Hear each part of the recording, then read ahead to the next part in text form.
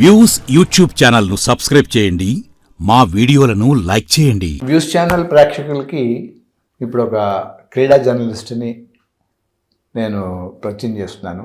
ఆయన పేరు చొప్పరపు కృష్ణారావు గారు. 42 సంవత్సరాల అనుభవం క్రీడా రంగంలో. క్రీడా జర్నలిస్ట్గా ఆయన చూడని స్పోర్ట్స్ పర్సన్ లేరు, ఆయన చూడని మ్యాచ్ లేదు, ఆయన విశ్లేషించని అంశం లేదు. ఈ అంశం మీద మనం కృష్ణారావు గారితో మాట్లాడి విషయాలు తెలుసుకుందాం. నమస్కారం అండి కృష్ణారావు గారు. నమస్కారం సార్. ముందుగా న్యూస్ ఛానల్ యాజమాన్యానికి, వీక్షకులకి నమస్కారం. నాకు ఈ అవకాశం ఇచ్చి క్రీడలను కూడా గుర్తుంచుకుని ఒక క్రీడా జర్నలిస్ట్తో, ఒక క్రీడా పాత్రికేయుడితో ఇంటర్వ్యూ చేయాలనుకునే మీ గొప్ప మనసు నేను అభినందిస్తున్నానండి. ధన్యవాదాలు చెప్తున్నాను. నా అనుభవాన్ని మీతో పంచుకోవటం చాలా గొప్ప అవకాశంగా భావిస్తున్నాను.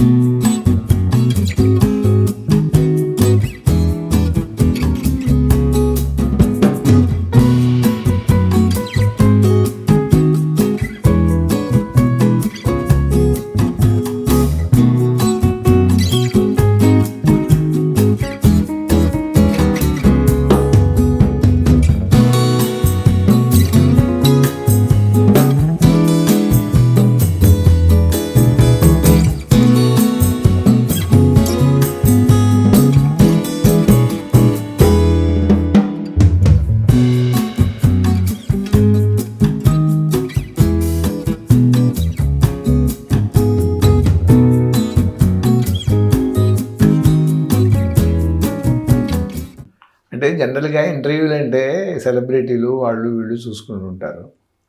మా దగ్గరికి వచ్చి ఏంటంటే కొంత డిఫరెంట్గా చేయాలని మా ఉద్దేశం. జర్నలిజం గురించి మాట్లాడుతున్న వాళ్ళు ఎవరు లేరు. జర్నలిజంలో లోపాలను ఎత్తి చూపించేవాళ్ళే తప్ప అసలు జర్నలిజం గొప్పతనం, జర్నలిజంలో ఉన్న విభాగాలు వాటి గురించి ఎవరు చెప్పడం లేదు. దాన్ని దృష్టిలో పెట్టుకుని మేము ఇది ప్లాన్ చేసాం అన్నమాట. ఇప్పుడు ఫస్ట్ అసలు మీరు క్రీడా జర్నలిస్ట్ అవ్వాలని ఒక తపన అసలు మీలో లేదని నాకు, అంటే మాకు తెలిసిన వాళ్ళ ద్వారా తెలిసిందే. మీరు హిస్టరీ, ఆర్కియాలజీ మీద మీకు ఇంట్రెస్ట్ అని. అసలు ఈ రంగంలోకి ఎలా ప్రవేశించారు? మీరు కరెక్ట్గా చెప్పారండి. నేను అవ్వాలనుకున్నది అవ్వలేక వేరే దాంట్లోకి వచ్చినట్లుగా, అంటే లెక్చరర్ కాబోయి జర్నలిస్ట్ అయ్యాను. ఈ పాత్రికేయ రంగానికి సంబంధించిన నేపథ్యం మా కుటుంబానికి ఏ విధంగానూ లేదు. మాది కృష్ణా జిల్లా ఉయ్యూరు దగ్గర యాకమూరు అని ఒక పల్లెటూరు. మా తాతగారు ఒక రైతు, మా నాన్నగారు ఆ కుటుంబం నుంచి వచ్చిన తొలి గవర్నమెంట్ ఉద్యోగి. ఆయన VLWగా స్టార్ట్ అయ్యి ఎగ్జిక్యూటివ్ ఆఫీసర్కి వచ్చారు. ఆ రోజుల్లో మా ఇంటికి ఆంధ్రపత్రిక, ఆంధ్రప్రభ 2 దినపత్రికలు వచ్చాయి.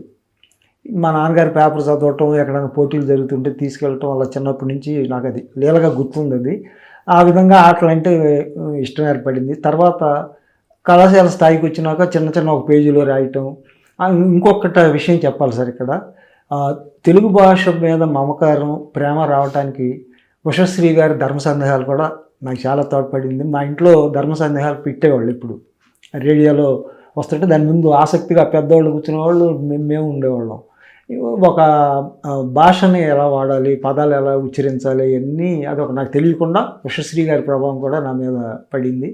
అక్కడి నుంచి ఇక నేను ఏంటంటే జర్నలిజం గురించి అసలు ఎలా ఉంటుంది అనేది కూడా ఏమీ తెలియదు. పేపర్లు చదవటం ఇవన్నీ చూడటమే జరిగింది. ఆ తర్వాత MA అయిపోయినాక నేను టీచర్గా 1 సంవత్సరం పనిచేశాను. ఆ పరంపరలో భాగంగా మా చెల్లాయి వాళ్ళ ఇంటికి వెళ్తే ఆంధ్రప్రభ పత్రికలో ప్యానల్ బాక్సులు, అంటే అప్పుడు మనకు ప్యానల్ బాక్స్ అని కూడా తెలియదు, పైన అది ఉండేది కాదు. దాంట్లో మీరు పాత్రికేయులు కావాలని అనుకుంటున్నారా, ఆకాశంలో ఏనుగు నడిచిందా, ఏనుగు నడిస్తే అది నిజమే అవుతుంది, అది ఆంధ్రప్రభలో ఇండియన్ ఎక్స్ప్రెస్లో వస్తే నిజం, అలాంటి సాంప్రదాయాలకి నిబద్ధతకి పేరున్న గ్రూప్లో మీరు ఎందుకు జర్నలిస్ట్గా చేరకూడదు అని ఒక చిన్న యాడ్ వచ్చింది. అయితే పోస్టల్ ఆర్డర్లు ఏం లేవు. ఆ రోజుల్లో ఏ ఉద్యోగాన్ని పెట్టాలన్నా మనం 20 రూపాయలు 30 రూపాయలు పోస్టల్ ఆర్డర్ పెట్టాల్సి వచ్చేది. అలాగే నేను అప్లై చేస్తే అప్పుడు సెంట్రల్ గవర్నమెంట్కి టెంపరీ జాబ్ నెకార్ అని national council of applied economic రీసెర్చ్లో ఫీల్డ్ ఇంటర్వ్యూగా ఉన్నాను.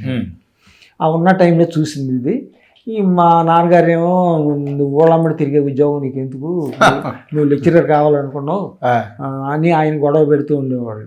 కానీ మనం ఖాళీగా ఉండి వాళ్ళకి బర్డెన్గా ఉంటాం ఎందుకు అనే ఉద్దేశంతో నేను ఇలా చేసి ఈ ఆంధ్రప్రభ దాంట్లోకి ప్రిలిమినరీ టెస్ట్ అని మాకు 3 వ్యాసాలు 3 ట్రాన్స్లేషన్లు పంపించారు ఇంటికి. అలా 3 ఫేజుల్లో పెట్టారండి. అది కూడా పెద్ద ఐఏఎస్ లెవెల్లో పెట్టి ఒక 1200 మంది నుంచి 12 మందిని సెలెక్ట్ చేశారు. దాంట్లో ఆ విధంగా నేను చేరానండి హైదరాబాద్లో 1984లో. నాకు తెలియకుండానే నేను పాత్రికేయ రంగంలో అప్రెంటిస్ ఉపసంపాదకుడిగా దాంట్లో చేరాను. మీ టెస్టింగ్ విధానం గురించి చెప్పలేదు, మీరు ఎలా టెస్ట్ చేశారు? మాకు అది మీకు ఎక్కువ అవుతుందేమో అనుకుని నేను ఆగానండి.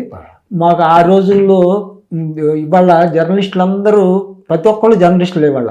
మీకు తెలుగులో అక్కర్లేదు, ఇంగ్లీష్లో అక్కర్లేదు, క్రీడల గురించి తెలియపోయిన మీరు క్రీడా జర్నలిస్ట్ కావచ్చు, ఏదైనా కావచ్చు. ఆ రోజుల్లో ఇలా లేదు. అప్పుడు ఏం చేశారంటేనండి, మాకు ప్రిలిమినరీ టెస్ట్ అని ఇంటికి 3 వ్యాసాలు 3 ట్రాన్స్లేషన్స్ పోస్ట్లో పంపించారు టాపిక్స్ని. పంపించినాక అవి వారం రోజుల్లో మీరు సొంతంగా ఎవరి సహాయం తీసుకోకూడదు, మీరు తీసుకుంటే మాకు తెలుస్తుంది అది మీరే అని చెప్పి పంపించారు. దాంట్లో మాండలిక వ్యవస్థ గురించి 5 పేజీలు ఒక వ్యాసం రాయండి, ఇరుగు పొరుగు దేశాలతో మన సంబంధాల గురించి ఒక 5 పేజీలు రాయండి, భారత ఆర్థిక వ్యవస్థ మీద మీ అవగాహన ఏంటి, ఈ విధంగా 3 ట్రాన్స్లేషన్లు పెద్ద పెద్ద 3 పేజీలు ట్రాన్స్లేషన్లు. అసలు అవి స్టార్ట్ చేసి అనవసరంగా తెంతుంటుంది కదిపాను, నేను ఎందుకు వెళ్ళాను రా బాబు దీంట్లో అనిపించి భయం వేసింది. నేను చేసే స్కూల్లో హెడ్ మాస్టర్గా ఉన్న నరసింహారావు గారు ఏం చేశారంటే, కృష్ణారావు నీలో ఆ ఫ్లేయర్ ఉంది, ట్రై చేయి, నష్టమే వచ్చింది అని ఆయన పుష్ చేశారు నాకు. నేను స్కూల్ టీచర్, సోషల్ స్టడీస్ టీచర్గా చేసేటప్పుడు నాకు 2 రోజులు సెలవు కూడా ఇచ్చారు దానికోసం ప్రిపరేషన్కి. నేను ఇంట్లో ఆ 2 రోజులు కూర్చుని రాసి పంపించాను. పంపించినాక సెకండ్ పేజ్ మీరు సెలెక్ట్ అయ్యారు, ఒక 15 రోజులు మళ్ళీ హైదరాబాద్ రమ్మని పిలుపు వచ్చింది ఇండియన్ ఎక్స్ప్రెస్ యాజమాన్యం నుంచి. ఈ ట్యాంక్ బండ్ మూలన ఉండేది అప్పుడు, దానికి వచ్చారు, లోయర్ ట్యాంక్ బండ్ దగ్గర ఉండేది. అక్కడికి వచ్చినాక 100 మార్కులకి జీకే టెస్ట్ పెట్టారు. దాంట్లో 100 మార్కులు. దాంట్లో ఏంటంటే ఒలింపిక్స్ 3 లైన్లో ఒలింపిక్స్ గురించి రాయండి, 3 లైన్లో ఇట్లాగా 100 క్వశ్చన్లు రాస్తేనండి. నా అదృష్టం ఏంటో 100కు 100 వచ్చినాయి.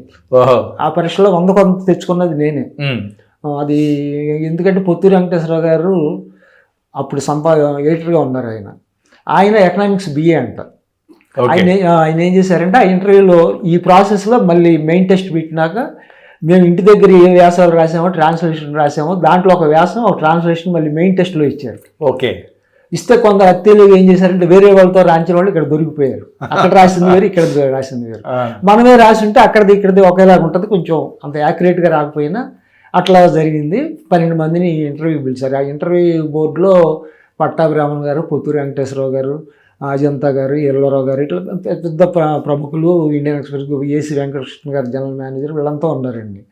ఉండి వాళ్ళంతా ఈ క్వశ్చన్లు వేసి మీరు ఎంఏ ఎకనామిక్స్ చదువుకున్నారు కదా, మీరు లెక్చరర్ కావాలని ఎందుకు దీనికి వస్తున్నారంటే, నేను లెక్చరర్ కాలేకపోయాను కనుక మీరు ఇచ్చారు కనుక వస్తున్నారండి, మీరు ఇస్తే నేను చేస్తానని నేను చెప్పాను.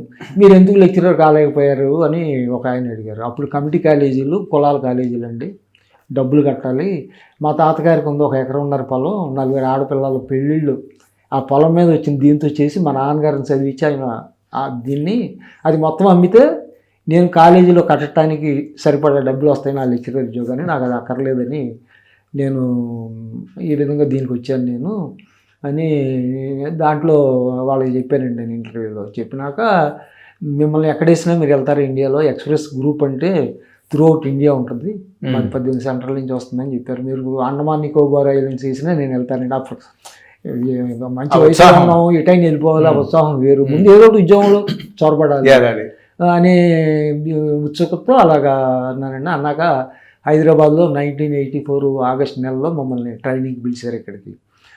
ట్రైనింగ్ టైంలోనే విజయనగరంలో కొత్తగా ఎడిషన్ స్టార్ట్ చేస్తున్నారు ఉత్తరాంధ్ర కోసం అని, మిమ్మల్ని దానికోసం తీసుకున్నాం, మీరు హైదరాబాద్లో కానీ విజయవాడలో కానీ మీరు ఎక్స్పెక్ట్ చేయొద్దు అని చెప్పారు. దాంట్లో ఆ చెప్పిన టైంలో రోజు మాకు స్వదేశీ వార్తలు, విదేశీ వార్తలు, అప్పుడు మీకు తెలుసండి ఆ రోజుల్లో చిన్న డబుల్ కాలంలో ఉండేది క్రీడాలోకం అని, బ్యాట్ బాల్తో ఒక లోగో ఉండి 2 ఐటమ్లు వేసేవాళ్ళు, అదే స్పోర్ట్స్ ఒక మూల ఎక్కడో అట్లా ఉండేది. ఉంటే అప్పుడు ఉదయం పేపర్ కూడా లాంచ్ చేయడానికి స్టార్ట్ అయిందండి. వాళ్ళు ఫుల్ పేజీతో వస్తున్నారు అనేది వచ్చింది. వచ్చినప్పుడు అప్పుడు నండూరు పార్థసారథి గారు మాకు న్యూస్ ఎడిటర్, వాళ్ళ తర్వాత బెంగళూరు వెళ్ళిపోయినామంటే ఆనందవర్ధన్ గారు ఆయన వచ్చారు న్యూస్ ఎడిటర్గా హైదరాబాద్లో. వచ్చినప్పుడు మీలో స్పోర్ట్స్ ఎవరికన్నా ఇంట్రెస్ట్ ఉందా, ఎంతసేపు స్వదేశీ వార్తలు విదేశీ వార్తలు మబ్సిల్ న్యూస్ రాయటమే కాదు స్పోర్ట్స్ కూడా రాయాలంటే అని మా అందరితో ఒక 4గురితో రాంచారు. రాంచితే కొంచెం నీదే దగ్గరగా ఉంది స్పోర్ట్స్ దగ్గరగా అని నన్ను ఇండియన్ ఎక్స్ప్రెస్కి అటాచ్ చేశారు పక్కన. వాళ్ళతో లింకప్ అయ్యి నేర్చుకుని ప్రెస్ మీట్లకు వెళ్ళటం, స్టేడియంకి వెళ్తాం వాళ్ళతో పాటు అట్లా స్పోర్ట్స్లో ఎంటర్ అయ్యానండి. ఆ విధంగా ఎంటర్ అయినాక మమ్మల్ని విజయనగరం ట్రాన్స్ఫర్ చేశారు. అప్పుడు అజంతా గారేమో మాకు అసిస్టెంట్ ఎడిటర్, దీక్షులు గారేమో మా న్యూస్ ఎడిటర్. అక్కడ ఫుల్ పేజీ నేను ఒక్కడనే ఆ పేజీ అంతా రాసుకోవాలి. స్టేడియంలో ఏదైనా జరిగితే మనం వెళ్ళి చూసి వచ్చి చేసుకోవాలి. ఇప్పుడు 15 మంది కావాలి అట్లానండి. అట్లా ఆ ఉత్తరాంధ్రలో శ్రీకాకుళం కానీ, విశాఖపట్నం కానీ, విజయనగరం కానీ, ఒకసారి ఒరిస్సాలో ఏమైనా జరిగినా కూడా వెళ్ళొచ్చేవాడిని అండి. ఓపిక వెళ్ళి రావటం, నైట్ ఎడిషన్ ఇవ్వటం. మాకేమైందంటేనండి అక్కడ వెసలుబాటు ఒరిస్సా ఎడిషన్ అయినా 5:30కి అంత ముందు నైట్ మనం చేసింది అక్కడ పంపించేవాడు, కొంచెం ఒరిస్సా వార్తలు ఆ చుట్టుపక్కల చేసి. సో నాకు టైం ఉండేది స్పోర్ట్స్ పేజ్ ఇవ్వటానికి. మీకు తెలియదే ఉందండి, అప్పుడులోనే మనమే చేసుకుని అన్ని మనమే ఇవ్వాలి. అది కంపోజింగ్ అప్పుడు ఏంటంటే పీటీఐ ఏఎన్ఐ కాపీలు వచ్చాయి, అవి చూసి ట్రాన్స్లేట్ చేసేవాళ్ళు. పేజ్ నేషను కంపోజిటర్స్ ఉండేవాళ్ళు ప్రెస్లో లాగా. ఈ ట్రాన్సిషన్ పీరియడ్ నుంచి ఫోటో కంపోజింగ్, తర్వాత మనమే కంపోజ్ చేసుకుని మనమే లేఅవుట్ చేసి మనమే పేజ్ నేషన్ వరకు ఆ విధంగా ఆ పరిణామం చెందిందండి. అన్ని పరిణామాలు చూశానండి.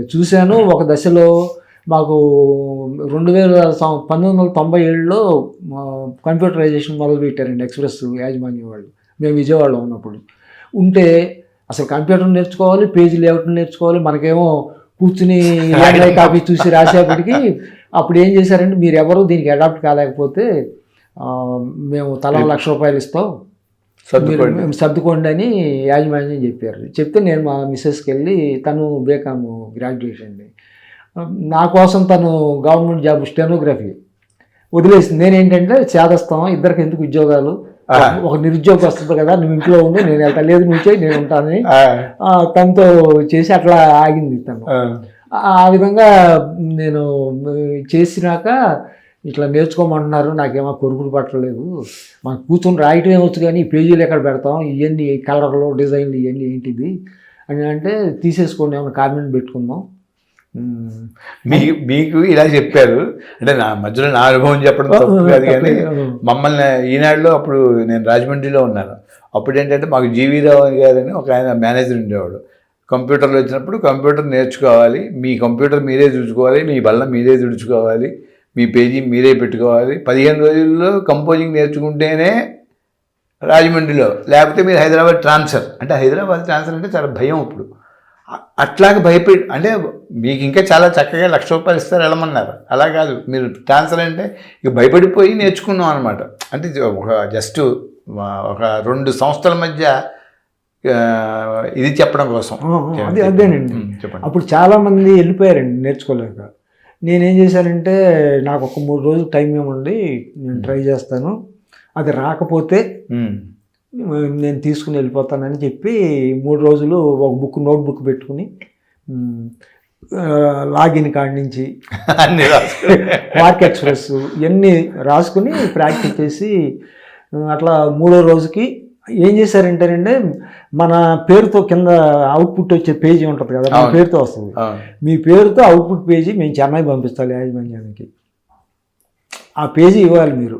అవి ఇచ్చిన వాళ్ళే ఇక్కడ ఉంటారు, లేని వాళ్ళని మా మీద అట్లా రిస్ట్రిక్షన్ పెట్టారండి. చాలామంది టెన్షన్ పడిపోయారు, బీపీలు పెరిగిపోయినాయి. ఏంటి ఈ రోడ్డు మీద వెళ్ళిపోతే మనం ఇదైపోతాం. ఇక్కడ మీతో ఒక చిన్న సంఘటన గుర్తు చేసుకోవాలండి మీతో. నాకు ఎర్రమిల్లి నారాయణ కాలేజీ, భీమవరం కాలేజీలో లెక్చరర్ పోస్ట్ వచ్చింది. అప్పటికి నాకు ఇండియన్ ఎక్స్ప్రెస్లో, ఆంధ్రప్రభలో 1 సంవత్సరం అయిపోయింది. అప్రెంటిస్ అయి ప్రొబేషన్లో ఉండగా మా నాన్నగారు వచ్చారు. వచ్చి ట్యాంక్ బండ్ దగ్గర ఆఫీస్కి వస్తే, పొత్తూరు వెంకటేశ్వరరావు గారికి ముందే చెప్పా, మా నాన్నగారు వస్తారండి, నాకేమో దీంట్లో థ్రిల్లింగ్ అనిపిస్తుంది జర్నలిజంలో. అప్పుడు రోజులు వేరు కదండి, ఆ రోజు జర్నలిజం వేరు.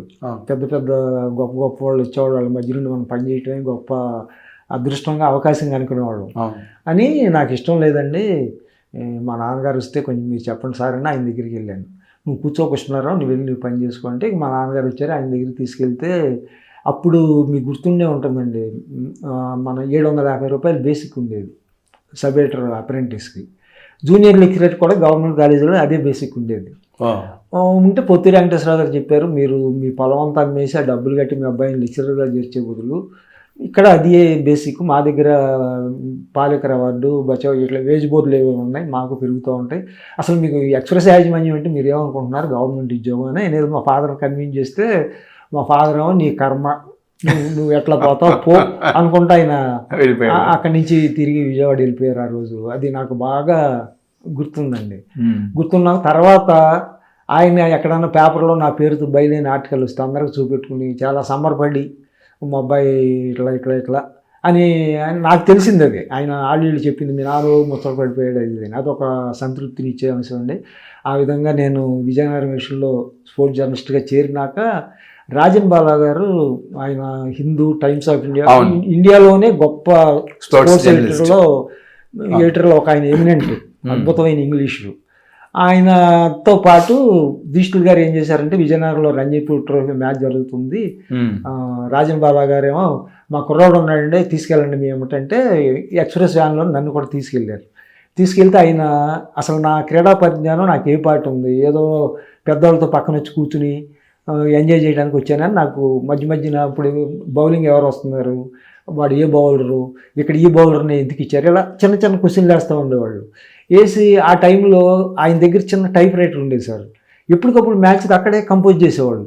మనమేమో తెలుగులో పాయింట్లు నోట్ చేసుకుని మైండ్లో పెట్టుకుని ఇక్కడికి వచ్చి అది చూసి మనం స్టోరీ రాయాలి. ఇంత కష్టమా తెలుగులో జర్నలిజం అనిపించింది నాకు వాళ్ళని చూస్తుంటే. ఆయన స్పాంటేనియస్గా ఇలా కొట్టేసేవాళ్ళు, మ్యాచ్ అయిపోయేది, ఫైల్ చేసేవాళ్ళు వచ్చేసి స్టోరీ. ఉన్నాక ఆయన ఏం చేశారంటే, ఇట్లా చూసి నన్ను దీక్షితులు గారు అజంతా గారిని, మాకు ఎక్స్ప్రెస్ ఖాళీ ఉంది, మేము గ్రూమ్ చేసుకుంటాం, అబ్బాయిని మాకు ఇచ్చేసి ఏంటంటే, మాకు ఉండగా స్పోర్ట్స్ రాసేవాడు ఒకడు, మీరు అడుగుతారు ఏంటంటే, ఆయన ఒకటే అన్నారు, 100 రూపాయలు బేసిక్ ఎక్కువ ఎక్స్ప్రెస్లో, ఎక్స్ప్రెస్కి ఉన్న గౌరవం ఇండియాలో ఎనీవేర్ నువ్వు బోల్డ్ గ్రోత్ ఉంటుంది. దీక్షితులు గారు ఏం చేశారంటే, నువ్వే డిసైడ్ చేసుకో ఏ సంగతి, నేను తర్వాత చెప్తానని ఆయన ఆ రోజు అన్నారండి. అంటే ఇక నేను బాగా ఆలోచించుకుని, తెలుగు భాష అంటే మనకు మక్కువ, ఇంగ్లీషు కూర్చుని ఇవన్నీ ఎక్కడ పడతాం మనం అనే ఉద్దేశంతో వెళ్ళానండి. ఇంకోటి ఇక్కడ ఒకటి మీతో ఒక చిన్న అనుభవం గుర్తు చేసుకుంటారండి. ఆ రోజుల్లో ఏమైందంటే, యుగోస్లోవియాకి చెక్స్లోవియాకి తేడా బుకారెస్ట్కి బుడాపెస్ట్కి. అట్లాగే థామస్ ముస్టర్ అనే ఆస్ట్రియా ప్లేయర్ ఉంటే అతను అబ్బాయి, అమ్మాయి అని ఆంధ్రజ్యోతిలో ఐటమ్ రాశారు. ఆవిడ బలి ఆడిందండి. ఆస్ట్రేలియా ఈ తేడాలు లేకుండా ఇవన్నీ ఇట్లా వచ్చేయండి మన కాంటెంపరీ పేపర్లో వచ్చేయి. నేను ఆంధ్రప్రభలో ఆ రోజు ఏం చేశానంటే, వాళ్ళది మ్యాటర్లోనేమో యుగోస్లేవియా వచ్చింది, హెడ్లైన్లో చెక్ అని వచ్చింది. నేను రాస్తే సహజంగా ఎక్స్ప్రెస్లో కరెక్ట్ వస్తుందని, ప్రభలో తప్పు వచ్చిందని నన్ను మెమో ఇవ్వడానికి పిలిచారు, నువ్వు తప్పు రాసావని.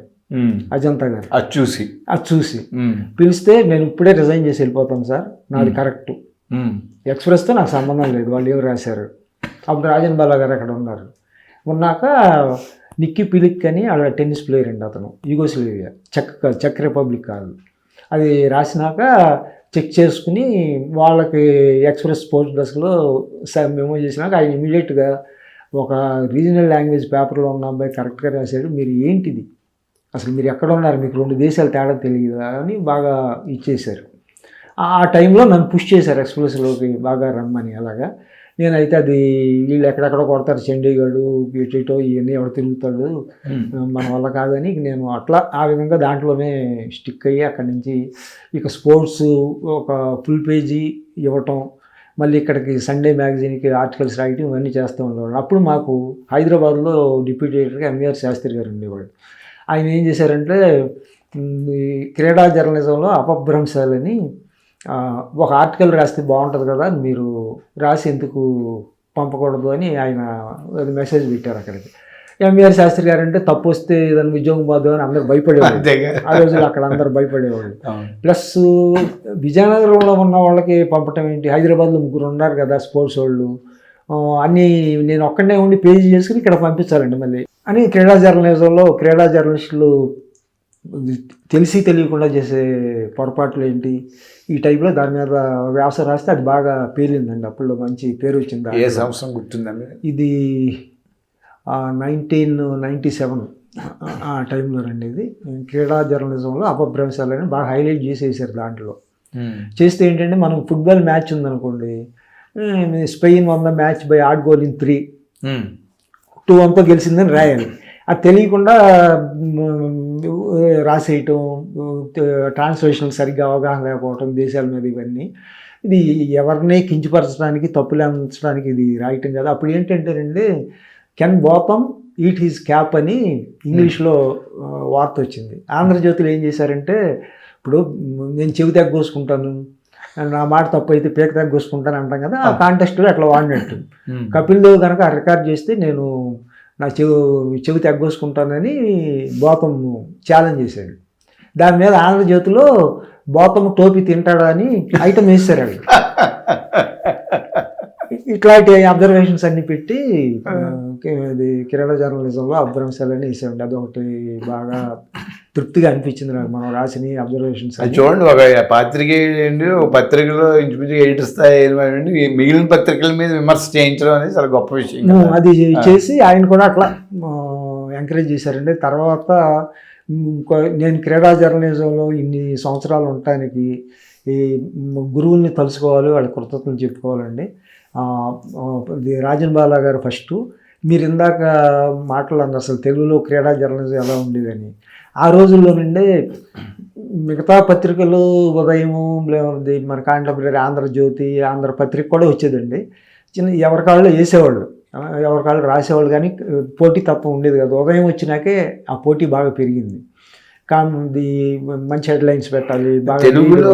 తెలుగు పత్రికా రంగంలో ఉదయం వచ్చిన తర్వాత క్రీడా రంగంలో పోటీ పెరిగింది. అంతవరకు ఏదో ఈనాడులో కూడా అంతవరకు వేసేవాళ్ళు, ఏదో వేయాలి కనుక 8 అన్నట్టుగా వేసేవాళ్ళు అండి. అది అయితే ఉదయంలో పూర్తి పేజీ వస్తుంది కనుక మనం వేయాలని ఆంధ్రప్రభలో కూడా ఒక పూర్తి పేజీ మొదలుపెట్టారు. అక్కడి నుంచి జనాన్ని మీకు తెలియదు ఏమున్నప్పుడు మనం ఒక్కళ్ళమే చేసుకోవాలి. జనరల్ పేజీగా 2-3 సబ్జెక్టులు కలిపి చేస్తుంటే స్పోర్ట్స్ నేను ఒక్కడే చేయాలని నాకు బాధ వేసేది. నేను స్పోర్ట్స్లో ఉంటాను, ఈ పనిష్మెంట్ ఏంటి, నాకు ఇచ్చిన ఐటమ్స్ 2 రాసుకున్నట్టు వెళ్ళిపోవచ్చు ఇక్కడ అని. ఆ విధంగా అయితే మనకున్న వెసులుబాటు ఏంటంటేనండి, ఎడిటర్ గారు క్లియర్ చేస్తే మనకు బయలైన ఆర్టికల్స్ వచ్చాయి స్పోర్ట్స్లో ఇండిపెండెంట్గా. ఆ విధంగా మాకు డేవిడ్ గోవర్ కెప్టెన్సీలో 1987లో ఇండియాకి క్రికెట్ టీము అంత ముందే వచ్చిందండి ఇక్కడికి. ఇండియా టీం వస్తే ఒక ఆర్టికల్ రాయండి అని మా న్యూస్ ఎడిటర్ ఆనందరావు గారు అంటే నేను ఆర్టికల్ రాశాను. భారత అవకాశాలు ఏంటి, ఇంగ్లాండ్ టీం ఏంటి, నా అవగాహన మేరకు ఎక్స్ప్రెస్ వాళ్ళని అడిగి రాస్తే ఆయన ఏం చేశాడు, మీ పేరుతో ఇది ఆర్టికల్ పంపిస్తున్నాను నేను స్పోర్ట్స్ పేజీకి, నా పేరు ఏంటండి అన్నా. బయలైన్ తెలియదా నీకు అన్నాడు అన్న.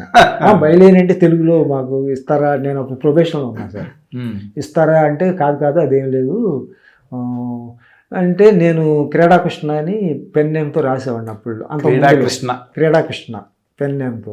అయితే ఆయన ఏం చేశాడంటే తల్లిదండ్రులు పెట్టిన పేరు పెట్టుకోవాలి, క్రీడాకృష్ణలో ఇవన్నీ ఎందుకు నీకు అని చొప్పరపు వెంకటకృష్ణారావు అని మొత్తం పెట్టి బయలైను ఆ విధంగా ఫస్ట్ ఆంధ్రప్రభలో వచ్చిందండి. అది చూసుకుంటే చాలా ఆనందం అయింది. మా ఫాదర్ చూసి వాళ్ళందరూ ఆ రోజుల్లో అట్లా ఉండేది కదా మనకి. బెంగళూరు విషయంలో, చెన్నై విషయంలో, హైదరాబాదు, ఇట్లా విజయవాడ ఇట్లా విషయంలో వచ్చింది. అది కొంచెం తొలి మజా నాకు జర్నలిజంలో మనకి ఉండటం వల్ల చేయటం అనేది. ఇప్పుడు ఇలాగ ఇలా ఫస్ట్ బయలైన్తో వచ్చిన వాళ్ళ పేరు ఎవరైనా గుర్తున్నాయా మీకు? అంటే సార్ వేరే పత్రిక అసలు మొత్తం మీద తెలుగు అంతకుముందు ఉదయంలో సి వెంకటేష్ పేరుతో వచ్చాయండి. ఓకే, ఉదయంలో సి వెంకటేష్ పేరుతో వచ్చాయి. అయితేనండి నాకు ఈ క్రీడా జర్నలిజంలో మనకు ఒక మార్గదర్శకులు కొన్ని గైడ్ చేసిన వాళ్ళు బి ప్రభాకర్ శర్మ గారు అని, ఆయన వైజాగ్లో రిటైర్ అయ్యారు. ఆయన తర్వాత ఎక్స్ప్రెస్కి మూవ్ అయ్యారు ఆంధ్రప్రభ నుంచి. ఈ విప్ర శర్మ అని రాసేవాళ్ళు ఆయన. విప్ర బి ప్రభాకర్ శర్మ చాలా చమత్కారంగా రాసేవాళ్ళు స్పోర్ట్స్ని కూడా ఆయన. అయితే ఆ చమత్కారాన్ని అర్థం చేసుకోవాలంటే సామాన్య క్రీడాభిమాని పల్లెటూరులో ఉండేవాళ్ళకి అర్థమయ్యేది కాదు. కొంచెం చదువుకున్న వాళ్ళు, కొంచెం అవేవలింగ్ ఉన్న వాళ్ళకి అర్థమయ్యేది. అయితే ఆయన స్టైల్ అది, ఆయన ఒరబడేది. వెంకటేష్ కూడా చక్కగా అతను పొయిటిక్గా కొంచెం రాసేవాళ్ళు. రాస్తే వీళ్ళు అందరి మధ్యన రాయటానికి మనకంటూ ఒక స్టైల్ ఉండాలి.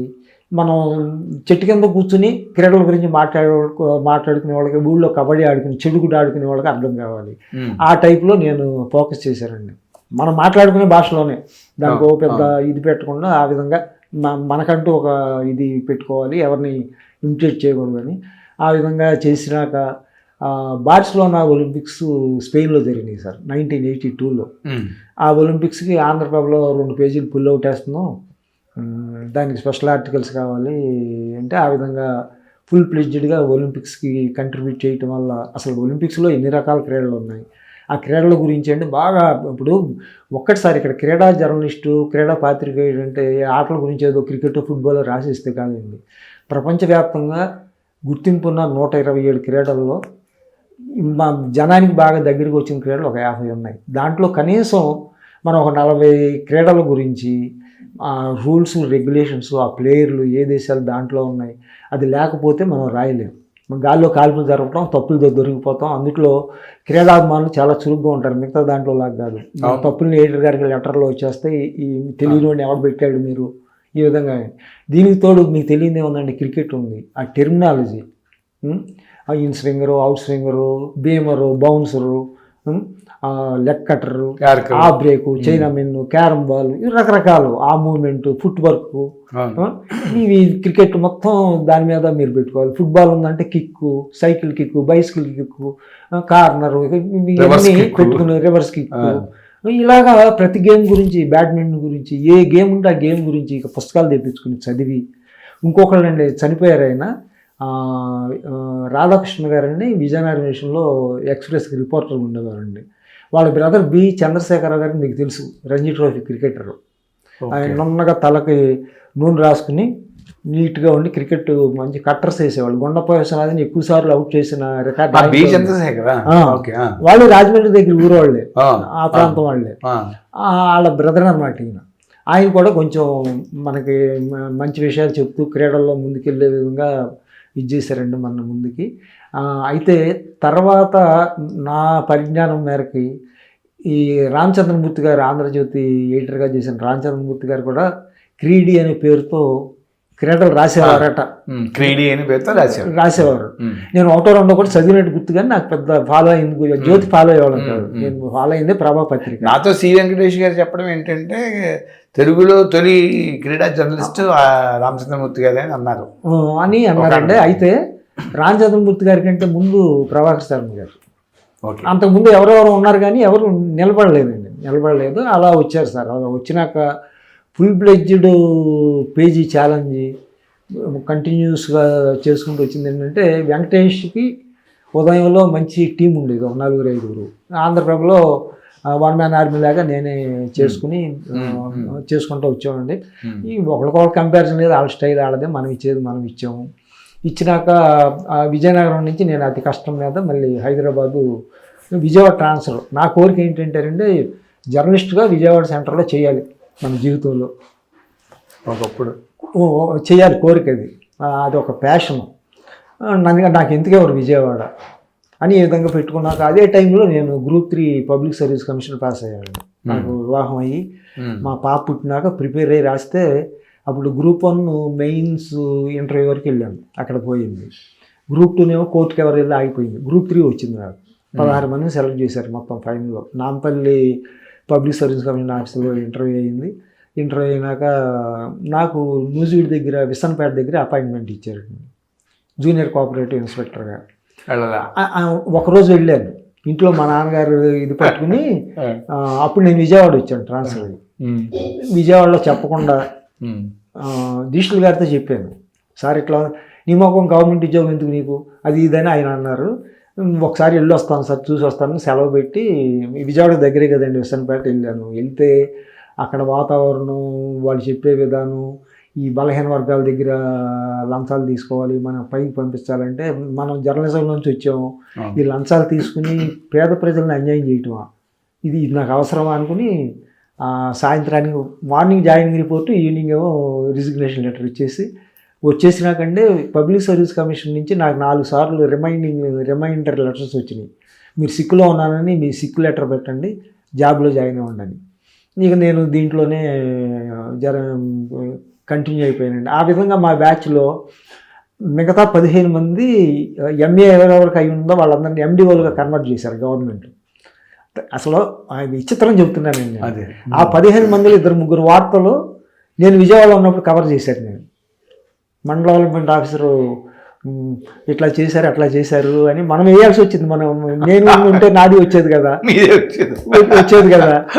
మండల డెవలప్మెంట్ ఆఫీసర్గా ఒక జీపు, అటెండరు ఇవన్నీ పోయినాయి అని ఒక క్షణం బాధపడ్డాను నేను.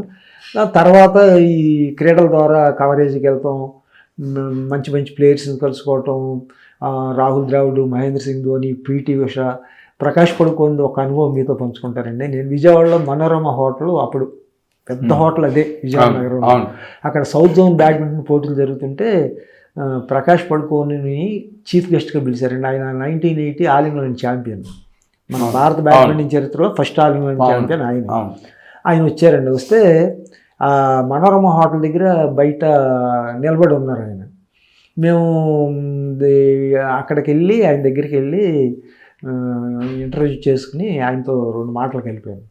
కలిపితే చాలా హంబుల్గానండి, అసలు ఏ మాత్రం గర్వం లేదు, చక్కగా మాట్లాడి ఒక ఆటోగ్రాఫ్ మీద సంతకం పెట్టి, రేపు ఇట్లా పోటీలు ఉన్నాయి, అక్కడ ఎలక్ట్రిక్స్ ఏదో మన అమరావతి సైడ్లో రండి, ఇప్పుడు అవతల సీతానగరం సైడ్లో పెద్ద దాంట్లో పెట్టారు ఈ గేమ్స్ అన్నీ. అక్కడికి వెళ్ళి అట్లా ప్రకాష్ పడుకోని కలిసామండి, పీటీ ఉష గారితో మాట్లాడాము. జర్నలిస్ట్గా నాకు ఇంకో గొప్ప అనుభవం అండి, విశ్వనాథన్ ఆనంద్కి ఆయన అప్పటికే 3 సార్లు ప్రపంచ ఛాంపియన్, సూపర్ గ్రాండ్ మాస్టర్, భారత చదరంగానికి మరో పేరు. నాకేమో చదరంగం అంటే భయం, అసలు ఆ గేమ్ రాయాలంటే అవాయిడ్ చేసేవాడిని. ఎవరంటే ఇన్ని ఎత్తులు గెలిచేసారని సింబుల్ ముగించేవాడు. ఎన్నిటికి వెళ్ళాలంటే మీకు చదరంగంలో ప్రావీణ్యం ఉండాలి, ఆ క్వీన్స్ గ్యాంబిట్ మాది ఏంటి, ఆ వేరియేషన్స్ ఏంటి, మనకు తెలియని దానికి ఎందుకు టచ్ చేయటం అని అట్లా వెళ్ళేది. అయితే విశ్వనాథన్ ఆనంద్ గారికి తన పేరుతో వచ్చిన వ్యాసాలన్నీ అన్ని భాషల్లో వచ్చినాయి ఒక బుక్ లాగా చేసుకొని కోరుకుండేదంట. ఓకే, విశ్వనాథన్ ఆనంద్కి. ఆంధ్రజ్యోతిలో నేను అప్పుడు స్పోర్ట్స్ ఎడిటర్గా ఉన్నానండి. ఉంటే ఆనంద్ వస్తున్నాడని తెలిసి విశ్వ చదరంగ నాథుడు అని పెద్ద 8 కాలాలు హెడ్డింగ్ పెట్టి ఆయన పెద్ద ఫోటో క్యారికేచర్ వేయించాం, చెస్ పావులతో ఇది పెట్టేసి మా దాంట్లో ఎంచితే ఆయన బిర్లా మందిర్లో స్పెషల్ ప్రోగ్రామ్ ఉంటే విశ్వనాథన్ ఆనంద్ వస్తే ఎవరో చెప్పారండి మీరు పడింది అనగానే నా బయలుని చూసి ఆంధ్రజ్యోతికి ఫోన్ చేశారు, ఒకసారి మీకు అభ్యంతరం లేదా ఆనంద్ గారిని కలుస్తారా అని. అది ఎండి వేమూరు రాధాకృష్ణ గారికి వెళ్తే, ఏం కృష్ణారావు ఆనంద్ నుంచి మనకు ఫోన్ వచ్చింది అన్నాడు ఆయన. ఫోన్ వచ్చిందని నేను ఒకసారి వెళ్ళి కలిసిరా, ఏమైనా ఇంటర్వ్యూ ఉంటే తీసుకురా అని చెప్పారు ఆయన. సర్లే నేను 2 కాపీలు ఎడిషనల్గా పట్టుకెళ్ళానండి లైబ్రరీ నుంచి, తీసుకెళ్ళి ఆయన ప్రజెంట్ చేస్తే ఆయన అప్పుడు చెప్పారు, నా దగ్గర స్పానిష్లో, ఇటాలియన్లో, ఫ్రెంచ్లో నా గురించి వచ్చిన లాంగ్వేజ్ అని ఉన్నాయి, మీ తెలుగులో ఇంత ఫుల్ పేజీ ఇచ్చారు మీరు, థ్యాంక్ యూ వెరీ మచ్ అది అని చెప్తే, రజనీకాంత్ అని మాకు ఒక ఫోటోగ్రాఫర్ ఉండేవాడు సార్, ఆంధ్రజ్యోతి ఇట్లా పట్టుకుని ఆనంద్ చూస్తుంటే అతను ఫోటో తీసాడు. ఫోటో తీస్తే ఆనంద్ చేతిలో ఆంధ్రజ్యోతి అని పేజ్ 1లో పెద్ద బ్లాస్ట్ చేశారు.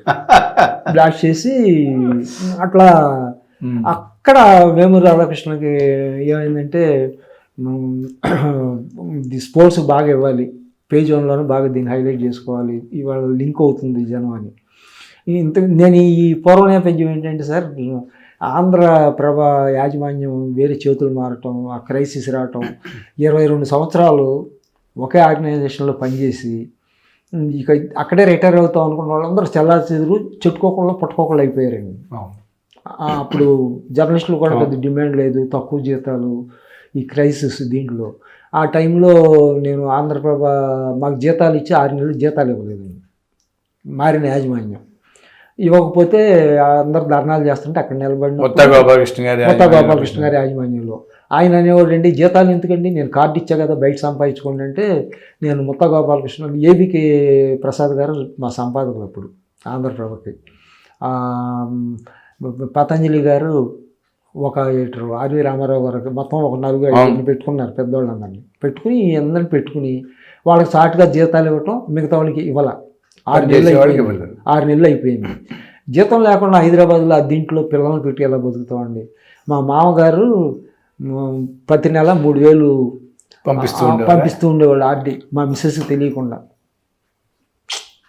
అంత స్ట్రగుల్ అయ్యామండి. ఈ పాత్రికేయులు జీవితం అంతా వడ్డించిన విస్తర కాదు.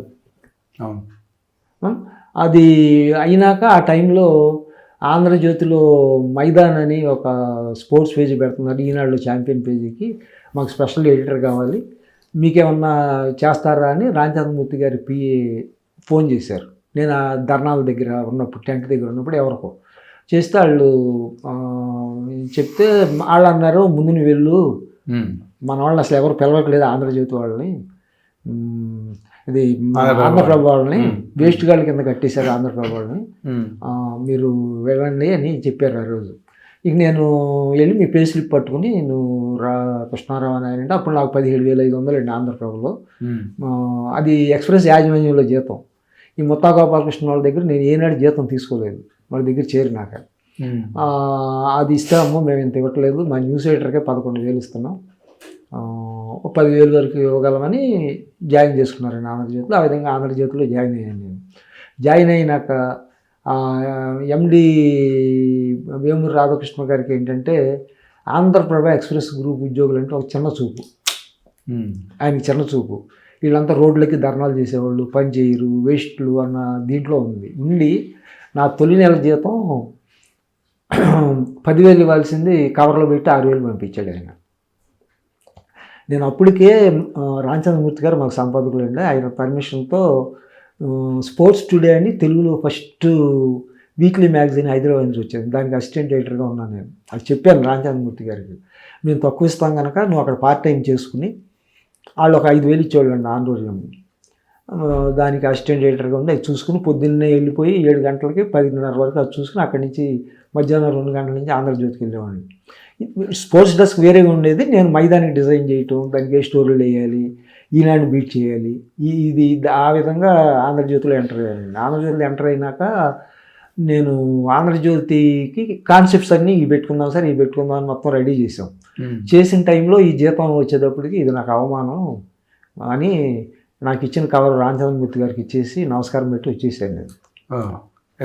నెక్స్ట్ మంతే వచ్చేసేవాడికి లాంచ్ కావాలి ఇంకొక నెలలో, ఎవరు లేరు, వాళ్ళకి ఎవరు దొరకపోయేటప్పటికి రాంచంద్రమూర్తి గారు, అప్పుడు మనకు సెల్ ఫోన్లు వచ్చినాయండి జర్నలిస్టులు అందరికీ, మనకి 2002 నేషనల్ కేసు నాకు బాగా గుర్తు తర్వాత అన్నట్టు. వచ్చినాక మా మిస్సెస్కి ఫోన్ చేసి, నేను ఫోన్ తీమాకు నువ్వు, మన ఏదో టెంప్ట్ చేస్తారు మళ్ళీ వెళ్ళాల్సి వస్తుంది అక్కడికి అని మా మిస్సెస్తో చెప్పారు.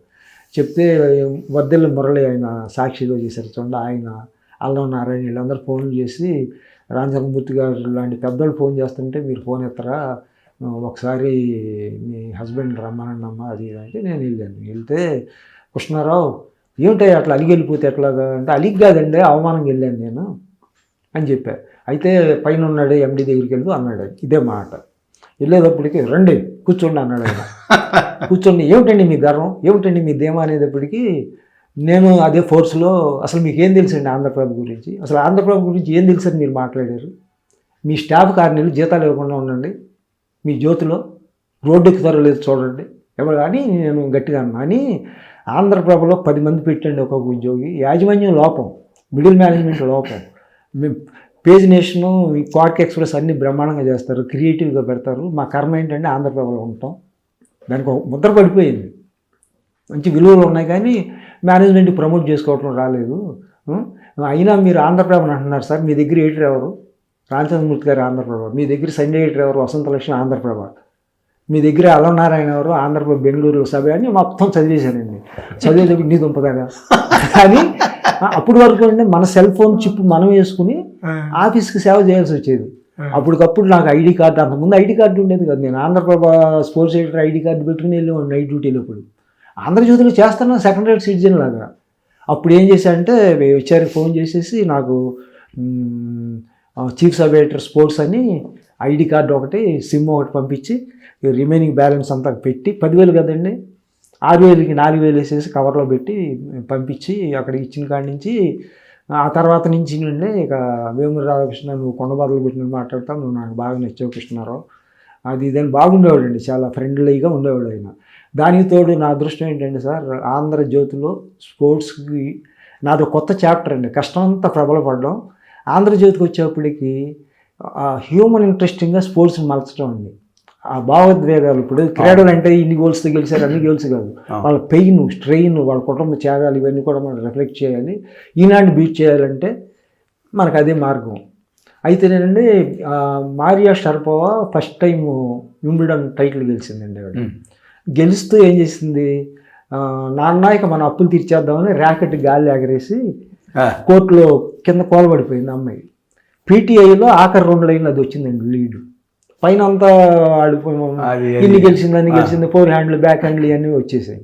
వస్తే నేను ఆ 2 లైన్లు పట్టుకుని స్టోరీ చేశాను ఆవిడ మీద. చేసి ఫస్ట్ మెయిల్లో ఎందుకు లేదని సండే మహిళల పేజీ ఉంటుంది కానీ దానికి ఇచ్చాను. వసంత లక్ష్మి చిచి స్పోర్ట్స్ ఏంటి ఇక్కడ మనలేదు అని ఆవిడ తీసుకున్నట్టు మాట్లాడేటికి అనవసరంగా ఆవిడ దగ్గరికి ఎందుకు ఇచ్చావని తీసుకొచ్చేసి మురళి గారు చూసి, నువ్వు అసలు పేజ్ 1 ఐటమ్ తీసుకెళ్ళి ఆవిడకి ఎందుకు ఇచ్చావు, నాకు ఎందుకు చెప్పలేదని 8 కాలాలండి మారియా షరపోవా కూర్చుని చేతులు ఇట్లా పెట్టింది వేసి బ్లాస్ట్ చేశారు ఐటమ్.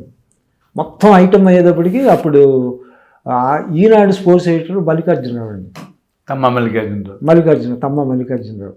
ఆ రోజు రామోజీరావు గారు మీటింగ్ పెట్టి ఆంధ్రజ్యోతి వాళ్ళు ఇంత అద్భుతంగా చేశారు, మనం ఎందుకు వెళ్ళిపోయామని ఆయన్ని తీసి పక్కన మార్చేశారండి. నాకు ఇది ఎలా తెలిసిందంటే, కృష్ణారావు నాకు మంచి స్నేహితులు అండి తమ్మ మల్లికార్జున. ఇది మారియా షరపోవాది 2004 or 5 ఆ టైం సార్ ఇది. అప్పుడు అయితే ఆయన ఒకసారి మాటల్లో నా ఉద్యోగం బాగుంటావు, నువ్వు నన్ను తీసుకెళ్ళి వేరే వేశారు, నాకు అప్పుడు తెలియదు అది. మీరు ఇవన్నీ చెప్తున్నారు పర్వాలేదా? మీరు ఇవన్నీ చెప్తున్నారండి, ఉన్నాయి, పర్వాలేదు అనుభవాలు ఇవన్నీ, ఆయన కూడా చెప్పినాయి ఇవన్నీ అని. ఆయన మల్లికార్జున గారు అన్నారు, ఓహో మనం అట్లా చేసామనుకున్నాను. తర్వాత బ్రెయిన్ లారా ఇది వరల్డ్ రికార్డు క్రియేట్ చేశాను టెస్ట్ మ్యాచ్లో. క్రియేట్ చేసి 400 దగ్గర వెళ్ళింది సార్, 365 గారిస్ ఓవర్స్ పేరుతో ఇవన్నీ బ్రేక్ చేసి 425 దాన్ని బ్రేక్ చేశాడు. బ్రేక్ చేస్తే లారా స్కోర్ చేసండి, ఆ వికెట్ని పిచ్ మధ్యన ముద్దు పెట్టుకుంటాడు అనమాట, బోర్లో పడుకుని. బోర్లో పెట్టుకుంటే అది 8 కాలాలు వేశారు సార్. పిచ్చి తల్లికి 400 ముద్దులని లారా అది ఒకటి పేలింది ఆంధ్రజ్యోతిలో. మళ్ళీ మా మైదానం అంటే ప్రతి ఆ పత్రిక వచ్చే రోజు ఆ రోజు వేమూరి రాధాకృష్ణ గారు గోడకు పెట్టేవాడు ఛాంపియన్ మైదానం. మనం ఏం స్కోర్ చేసాం, వాళ్ళు ఏం స్కోర్ చేశారు. చేసి మీటింగ్ పిలిస్తే నేను అనేవాడిని, సార్ మీరు చెక్క తుపాకులు ఇచ్చి నాకు ఒక అప్రెంటిస్ సబ్ ఎడిటర్, ఒక సీనియర్ సబ్ ఎడిటర్ నేనండి ఆంధ్రజ్యోతిలో. ఈనాడులో 15 మంది మొత్తం డెస్క్ వాళ్ళందరూ, రిపోర్టింగ్ నెట్వర్క్ ఎవ్రీథింగ్. మీరు దాంతో ఫైట్ చేస్తున్నారు మాతో అంటే, ఆయన అట్లా కాదు కృష్ణారావు, మనం ఇప్పుడే స్టార్ట్ చేసాం, మరి మీరు కంపేర్ చేసేప్పుడు ఈనాడుతో కంపేర్ చేస్తున్నారు, జీతాలు కానీ ఫెసిలిటీస్ కానీ మ్యాన్ పవర్ కానీ ఏమి లేవు. నేను గట్టిగా మాట్లాడినండి, మనకేంటండి భయం, మీరు ఇవన్నీ కూడా కన్సిడర్ చేయాలి, మిమ్మల్ని ఇవ్వమని నేను అంటలేదు, నాకు జనాన్ని ఇవ్వండి, ఉంటే నాకు ఇంకా క్వాలిటీ ఇవ్వడానికి ఉంటుంది. కానీ అసలు బస్ ఎక్కి ఇంటికి వస్తే రేపు వచ్చే వారానికి ఏం ప్లాన్ చేయాలి, ఏ హెడ్లైన్ పెడితే, ఇదే ఆలోచనలండి. మనం స్నానానికి వెళ్ళి మా మిస్సెస్ అయితే, ఏంటి అసలు మీరు మీ ఇంటికి ఏదో హోటల్ రూమ్కి వచ్చి పడుకుని వెళ్ళినట్టు వెళ్తున్నారు, ఏంటి అంత పిచ్చి, ఏంటి పిచ్చి అంటే అంత తాదాత్మ్యం చెందండి ప్రొఫెషన్లో, అంత లీనమైపోయాము. కొందరికి మనం పిచ్చి జర్నలిస్టులా కనపడవచ్చు, అక్షరాన్ని నమ్ముకున్న జర్నలిస్టులు, మనం వేరే ఆన్లైన్లో పెట్టుకుని లబ్ధి పొందేవాళ్ళం కాదు. మనం సంపాదించుకోలేదండి, మనం ఏం మిగల్చలేదు కుటుంబానికి. ఆ దేవుడి దయ వల్ల పిల్లలు చదువుకుని వాళ్ళు పైకి రాబట్టి మనం వాళ్ళు ఉండగలిగాం. పిల్లలు మంచి వాళ్ళు కనుక వాళ్ళ పంచడం మనని ఉండగలుగుతాం. లేదండి, లేకపోతే పిఎఫ్ పెన్షన్ మనకు 2,500 ఏం బతుకుతామండి, అది ఒక పెన్షన్ అండి. ఇలా ఉంది. ఆ విధంగా ఆంధ్రజ్యోతి నుంచి తొలిసారి టీవీ నైన్లోకి వచ్చారండి, ఎలక్ట్రానిక్ మీడియాకి. ఎందుకు మారాల్సింది అంటే అంటే అప్పుడు ఏమైందంటేనండి, ఈనాడులో కొందరు తీసేశారు సార్, చాలామందిని తీసేశారు. తీసేస్తే ఈయనకి వేమూరు రాధాకృష్ణ గారికి రామోజీరావు గారు అంటే ఇన్స్పిరేషను. ఈనాడు సిబ్బంది అంటే వాళ్ళు స్వర్గం నుంచి దిగొచ్చిన వాళ్ళు, జర్నలిస్టులు అనేది బాగా ఆయనకి ఎక్కువ. వాళ్ళు వచ్చి చేస్తే ఏదో గొప్పగా అయిపోద్దనే భ్రమలో ఉన్నారు ఆయన. భ్రమలో ఉన్న టైంలో, అదే టైంలో సాక్షి స్టార్ట్ అవుతుంది, సాక్షి పేపరు. వీటన్నిటిని బ్రేక్ చేయాలి, పెట్టుకోవాలని ఏం చేశారంటే, నాకు తెలియకుండా, నేను స్పోర్ట్స్ ఎడిటర్ అక్కడ, నాకు తెలియకుండా పేజీ లేఅవుట్ ఆర్టిస్ట్ ఒక ఆయన ఉన్నారండి, శేఖర్ రెడ్డి గారండి. పేజీ లేఅవుటే ఈనాడు, శేఖర్ రెడ్డి. అతన్ని ఆయన జర్నలిస్ట్ అనుకుని తీసుకొచ్చేసి ఇక్కడ పెట్టేసి స్పోర్ట్స్ ఎడిటర్ పెట్టాడు. స్పోర్ట్స్ ఎడిటర్ పెట్టగానే నేను రామచంద్రమూర్తి గారి దగ్గరికి వెళ్ళి, సార్ నేను వెళ్ళిపోతాను, నాకేం చెప్పలేదు, నాకు తెలియదు, ప్లస్ నాకు 30,000 జీతం అయితే వచ్చినాడు 45,000, అది ఇదంటే, కాదు ఈనాడులో ఎక్కువ జీతాలంట, అందుకని అట్లా ఇచ్చారు, నువ్వేమనుకోమాకంటే, కాదండి అని. ఈలోపు ఏమైందంటేనండి, నాకు సాక్షి నుంచేమో పేపర్లకు ఆఫర్ ఉంది, పేపర్లో స్పోర్ట్స్ ఎడిటర్గా మురళి గారు ఇండైరెక్ట్గా చెప్పాడు, నీకు అవకాశం ఉంది, నువ్వు రమ్మని. టీవీ 9 నుంచేమో రవిప్రకాష్ గారు ఫోన్ చేయించారు. ఫోన్ చేయించి, మీకు వచ్చే జీతానికి 100% ఇస్తాం, మీ అమ్మాయి ఫార్మసీ, మీ అబ్బాయి ఇంజనీరింగు, 30,000తో మీరు అద్దె కట్టుకుని పిల్లల ఫీజులు ఏం కట్టుకుంటారు మీరు, అది ఇదని ఆయన అన్నారండి. ఆ విధంగా నేను చెప్తే వేమూరు రాధాకృష్ణ గారి దగ్గరికి వెళ్ళి, సార్ నేను ఇట్లా ముందు అడిగాను, నేను మీరు నాకు చెప్పాల్సిన అవసరం లేదు, యాజమాన్యం మీ ఇష్టం, కానీ కర్టసీ సేక్ కూడా నాకేం తెలియదండి, ఇది అతనితో చేయించుకోండి. అతను ఏంటంటే, మనం రాసి పెడితే ఆయన పేజీలు పెడతానంట, ఆయన ఎడిటరు.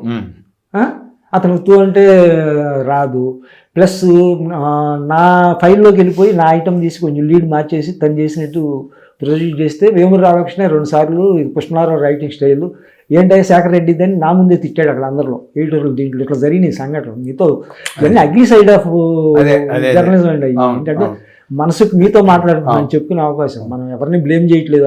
ఆ రోజుల్లో అట్లా జరిగినాయి.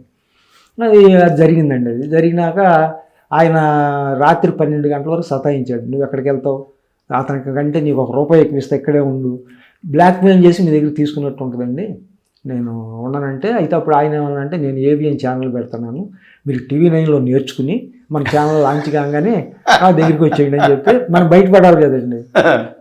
ఫస్ట్ టైం నేను చెప్పేసి నాకు ఆయన ఒక పెన్ను ప్రజెంట్ చేశాడు, వేమూరు రాధాకృష్ణ సామాన్యంగా ఎవరికి ఏమి ఇవ్వడంట, నువ్వు నాకు ఒక ఫ్రెండ్వి, నా దగ్గర ఉద్యోగం కట్టుకొస్తున్నారు, ఉన్నట్టు మాట్లాడతావు, మంచి. ఇంకోటిసారి ఇక్కడ ఇంకొక అనుభవం మీతో షేర్ చేసుకోవాలి, ఎందుకంటే ఇంతకంటే ఛాన్స్ నాకు దొరకదు. జర్మనీలో వరల్డ్ కప్ ఫుట్బాల్ జరుగుతుంది సార్. అప్పుడు ఫుట్బాల్ జరిగినప్పుడు అక్కడ ఏమైందంటే, చుట్టుపక్కల ఉన్న రష్యన్ బ్లాక్, యూరోపియన్ దేశాల వ్యభిచారులంతా జర్మనీకి దండెత్తారు, వచ్చేసి వాళ్ళు ఏం చేశారు, ప్రమోషను అక్కడ లీగల్ అంట. ఆ ప్రమోషన్ ఏం చేశారంటే, ఫుట్బాల్ని అడ్డు పెట్టుకుని వాళ్ళు ప్రమోట్ చేసుకోవడం మొదలు పెట్టారు, అసలు ఫుట్బాల్ని వదిలేసి. దాని మీద ఒక ఐటమ్ వచ్చిందండి. ఐటమ్ వస్తే వాత్సాయన ఇదేం కర్మరా అని ఒక ఐటమ్ రాశాను నేను, బయలైన ఆర్టికల్ రాస్తే, వేమూరు రాధాకృష్ణ గారు అబ్బాయి అప్పుడు అమెరికాలో ఎంఎస్ చేస్తున్నాడు, ఆదిత్య, అప్పుడు అతను ఎండీనో చైర్మన్ ఉన్నాడు దాన్ని. అతని స్నేహితులంతా చేసి భలే రాశారు మీ ఆంధ్రజ్యోతిలో, ఆ వయసు ఎంత ఉంటుంది ఆ అబ్బాయిది అని ఫోన్ చేశారండి. ఫోన్ చేస్తే అది వేమూరు రాధాకృష్ణ నాకు ఫోన్ చేసి, నీ దుంపదాగా నువ్వు రాసావా, ఎవరన్నా ఈ డెస్క్లో రాంచావా అంటే, ఈ ఐటమ్ టచ్ చేయడానికి ఎవరికన్నా ఉంటాయండి గట్స్, నేనే రాశాను అన్న. ఎక్కడ రాయగలుగుతున్నావు, మన వయసు, మన మెచ్యూరిటీ అంటే. ఆలోచనకి వయసు లేదు సార్, ఆలోచనలు ఎప్పుడు పసితనంగానే ఉంటాయి, శరీరానికి వచ్చేది. నీకు 30 ఏళ్ళ సర్వీసు, 40 ఏళ్ళ సర్వీసు, రిటైర్ అయిపోయి ఇవన్నీ ఏంటంటే ఎగ్గొడటానికి. ఇది జర్నలిస్టులకి ఏజ్ గడిచి కొద్దీ మెచ్యూరిటీ వస్తుంది. నాకు మిగతా ఏం గుర్తుండండి, రికార్డులన్నీ గుర్తుంటాయి. మా ఆవిడ అదే అంటుంది, మీకు ఏ పెట్లు పుస్తకాలు పెట్టారు ఇంట్లో, మీకు రికార్డులు గుర్తుంటాయి, ఎక్కడ లేనివన్నీ ఉంటాయి, ఇంట్లో మాత్రం మీకు కావాల్సిన గుర్తుండవు అంటే, నువ్వు నా విషయంలో నన్ను వదిలే అంటాడు. నేను ఇప్పటికీ మాకు అదే ఇదనమాట. అప్పుడు రోహిత్ శర్మ ఎన్ని కొట్టాడు, అతనికి ఎన్ని సెంచరీలు ఉన్నాయి, లేదా ఫుట్బాల్లో అప్పుడు ఎవరు ఛాంపియన్, ఒలింపిక్స్, వెనకటి రోజుల్లో సార్ మేము నోట్బుక్స్ పెట్టుకుని రికార్డులు అప్డేట్ చేసుకున్నాం. మీకు తెలుసు మీరు జర్నలిజం అప్పుడు మనకి ఉండేవి కాదు సిస్టమ్స్, ఈ యూట్యూబ్లు గూగుల్లు ఏమి ఉండేవి కాదు. రాసుకుని అప్డేట్ చేసుకునేవాళ్ళం అలాగా.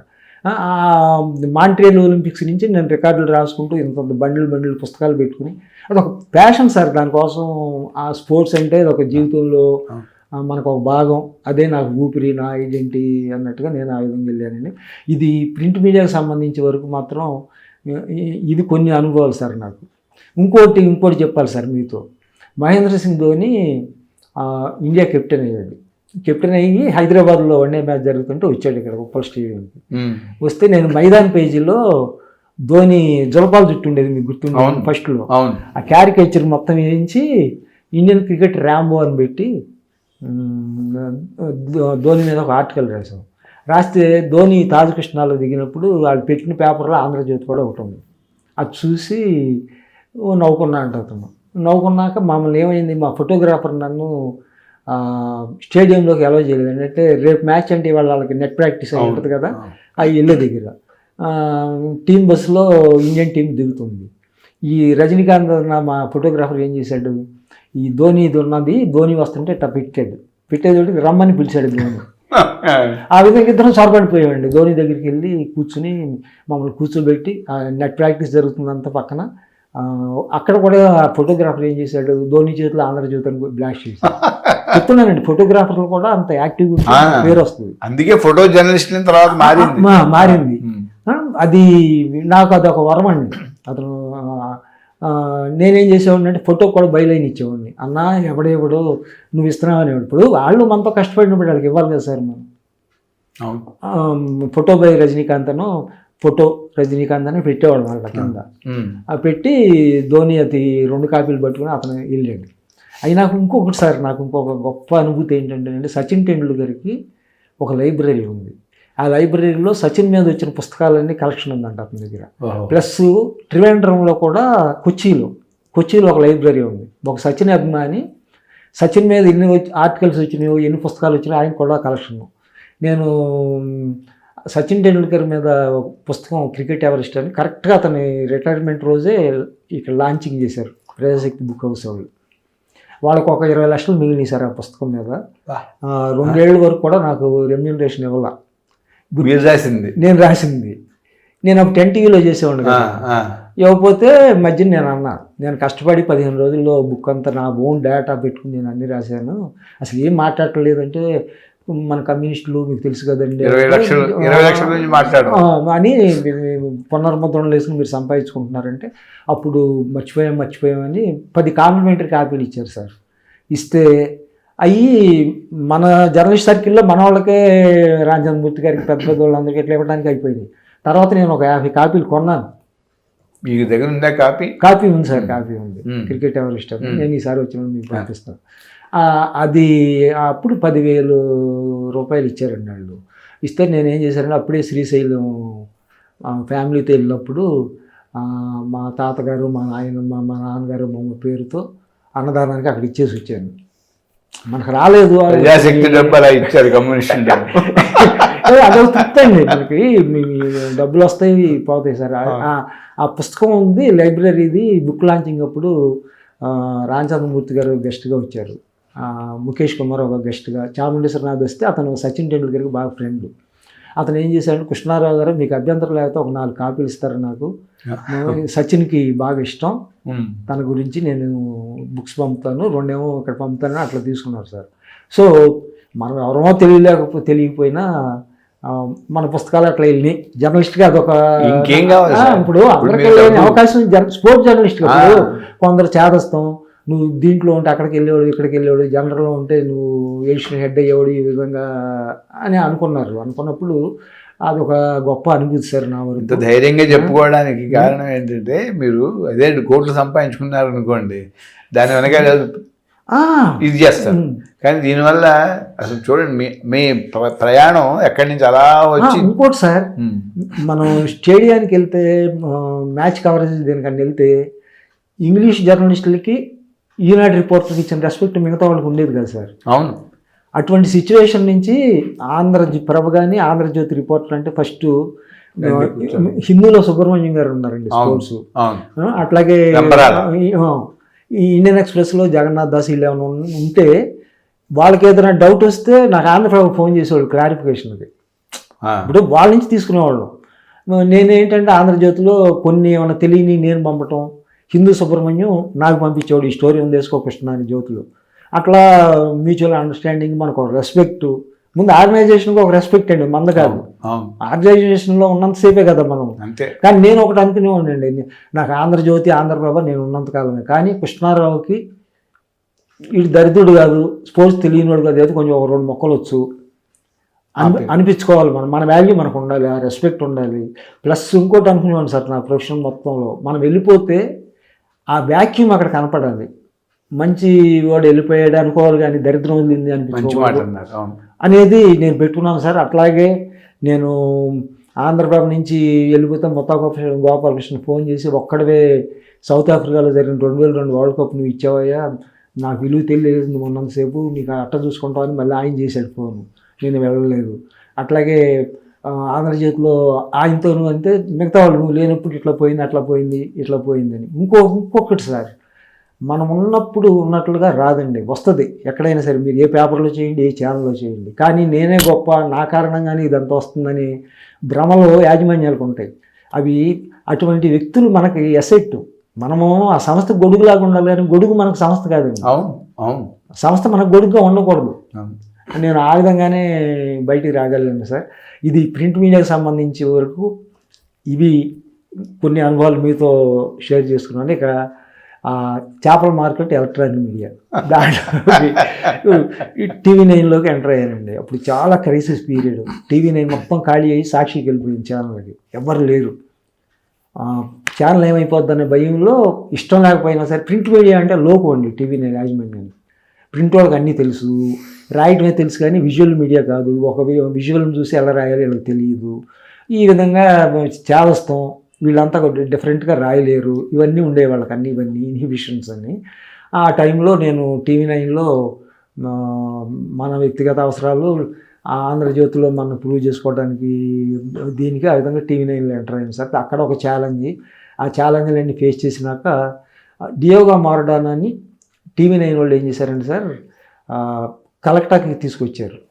కేరళలో TV9 ఒక ఛానల్ లాంచ్ చేయడానికి, ఫుట్బాల్ కేరళకు బాగా, బెంగాల్లో బాగా, గోవాలో బాగా, అస్సాంలో బాగా, ఇండియాలో ఫుట్బాల్.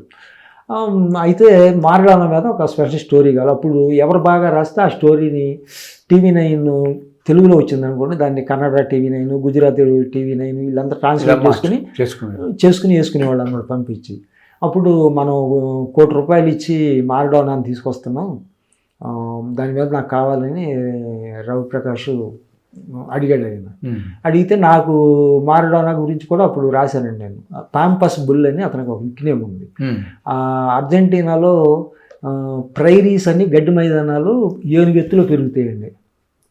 అవి వెళ్తే మన శరీరం కోసుకుపోద్ది, ఆ గడ్డి అంత షార్ప్గా ఉంటుంది. అటువంటి గడ్డి లోపల మారడానా ఫుట్బాల్ ఆడాడు, రాటు తెలియాడు అనమాట అతన్ని. మీరు చూసే ఉంటారు సార్, మారడానా 10 మంది డిఫెండర్లు వచ్చి తోసేసి దూసుకెళ్ళిపోయి, ఆ మెస్సీలో కూడా అదే ఉంది. అది నేను అతని మీద TV9లో స్టోరీ చేశాను సార్.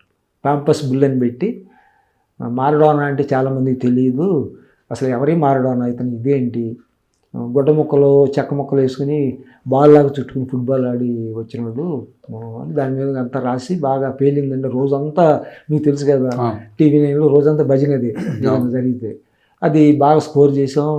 అది అయినాక అట్లా కొంచెం ఓహో ఈయన ఎలక్ట్రానిక్ మీడియా పనికి వస్తాడని. తర్వాత అండి ఎలక్ట్రానిక్ మీడియాలో ఈటీవీ నుంచి ఒక 8 మందిని తీసుకున్నారండి ఇక్కడికి. ఈటీవీ జర్నలిస్టులు గొప్పవాళ్ళనే భ్రమ ఎలక్ట్రానిక్ మీడియాలో. ఈటీవీ స్టాఫ్ అంటే మిగతా పేపర్లో వాళ్ళకి అదొక ఉంది, ఏంటో తెలియదు. అది ఉన్నాక వచ్చారు అందరూ. వస్తే ఆ TV9 స్టైల్కి వాళ్ళు అలవాటు పడిపోతే నన్ను చూపెట్టి, ఆయన ఇట్లా ఆంధ్రజ్యోతి నుంచి వచ్చారు, కుర్రోళ్ళగా రాస్తాడు ఆయన ఏజ్ ఎంత చూడండి, మీరు ఎందుకు ఇంకా అలవాటు కావట్లేదు, నన్ను చూపెట్టి వాళ్ళు ఉదాహరణ చేసుకోవాల్సి వచ్చింది. అక్కడ చేసుకొస్తే నేను స్పోర్ట్స్లో ఉన్నట్టు బతికిపోయానండి. TV9లో మామూలు జర్నలిస్టులు ఎథిక్స్కి ఎథికల్గా మనం ఉండలేము, మనం చేయలేము. నేను స్పోర్ట్స్లో ఉన్నాను కనుక అప్పుడు కూడా నాకు కొన్ని ఛాలెంజ్లు ఎదురైనా నేను దాని నుంచి విజయవంతంగా బయటపడ్డాను. ఏముంది, ఆ టికెట్ ఇప్పించండి, ఈ టికెట్ ఇప్పించండి. టికెట్లది ఒక న్యూసెన్స్ అండి. ఇంకోటి ఏంటంటే తెలిసినట్టుగా రాయాలి, లేని రాసేయాలి, మసిమూసేయాలి, మారేడుగా చేసేయాలి. ఎవరికి తెలియదు, అసలు దాంట్లో ఫ్యాక్ట్స్ ఉన్నవండి. దీనికి ఉదాహరణ ఏంటంటే సార్, గుత్తా జ్వాలకి అజరుద్దీన్కి ఏదో ఇల్లీగల్ సంబంధం ఉందని మిగతా వాళ్ళందరూ స్ప్రెడ్ చేశారండి. స్ప్రెడ్ చేస్తే నేనేం చేశానంటే తెలియకుండా రాయకూడదు, ఆ అమ్మాయి ఒక ఆడపిల్ల, అజరుద్దీన్ గురించి కూడా మనం రాయకూడదని కూర్చుంటే మా న్యూస్ ఎడిటర్ ఏమో నువ్వెందుకు రాయవు, నువ్వెందుకు చెయ్యవు TV9లో అని నా మీద ప్రెషర్ పెడితే నేనేం చేశానంటే ఆపేసి, అజరుద్దీన్కి రవిప్రకాష్ క్లోజ్ ఫ్రెండ్, అజరుద్దీన్ వాళ్ళ గ్రూప్ ఆఫ్ జిమ్స్లో ఈయన రవిప్రకాష్ వెళ్తూ ఉంటాడంట. అయితే ఒకసారి అజర్ ఢిల్లీలో ఉన్నాడు, అప్పుడు ఎంపీగా ఉన్నాడు, ఫోన్ చేసి అసలు ఏంటి దాని మీద ఒక వివరణ చిన్నది తీసుకుంది, బయట తీసుకుంటే దాన్ని బట్టి బేస్ చేసి చేసుకుందామని ఆ రోజంతా మేము వేయలేదండి. మిగతా ఛానల్ అని హోరు తీసేసినాయి, G24 మిగతా ఛానల్స్ అన్ని. ఈటీవీ వాళ్ళు ఎరుగా మీకు తెలియదు, వాళ్ళు కాంట్రవర్సీకి వెళ్ళాలి, ఆ రోజు వేయలేదు. వేయకపోతే నన్ను ఏం చేశాడు రవిప్రకాష్ కనుక్కొని, అజరుద్దీన్ బయట వచ్చింది, నా కూతురు లాంటిది, మేము కుటుంబ ఫ్రెండ్స్, మా పిల్లలు జ్వాల ఒకలాగా ఉంటారు, నా కొడుకులు వాళ్ళు అని తనతో ఒక బయట వేసి ఆ రోజంతా మేము అది ప్లే చేసినాక అది స్టోరీ, అమ్మాయి జ్వాల ముక్కుసూటిగా ఉంటుంది, కొండ బదులు గురించి మాట్లాడుద్ది, అందుకని అందరూ శత్రుత్వంతో ఇట్లా చేశారు, ఆ అమ్మాయి మంచి ఉప్పు లాంటి మనిషి అని ఏదో ఒక స్టోరీ చేసేసాం అన్నమాట. వేస్తే జ్వాల వాళ్ళ ఫాదర్ క్రాంతి ఆయన ఫోన్ చేసి, TV9లోనే మీరు రోజంతా అలర చేస్తారనుకోండి, చేయలేదండి, thank you very much Krishna Rao garu, మీకు రుణపడి ఉంటామని పర్సనల్గా నాకు ఫోన్ చేశారండి. ఫోన్ చేసినాక కామన్వెల్త్ గేమ్స్లో గోల్డ్ మెడల్ వచ్చిందండి గుత్తా జ్వాలకి. నేను డబుల్స్ కర్ణాటక అమ్మాయి ఉండేది,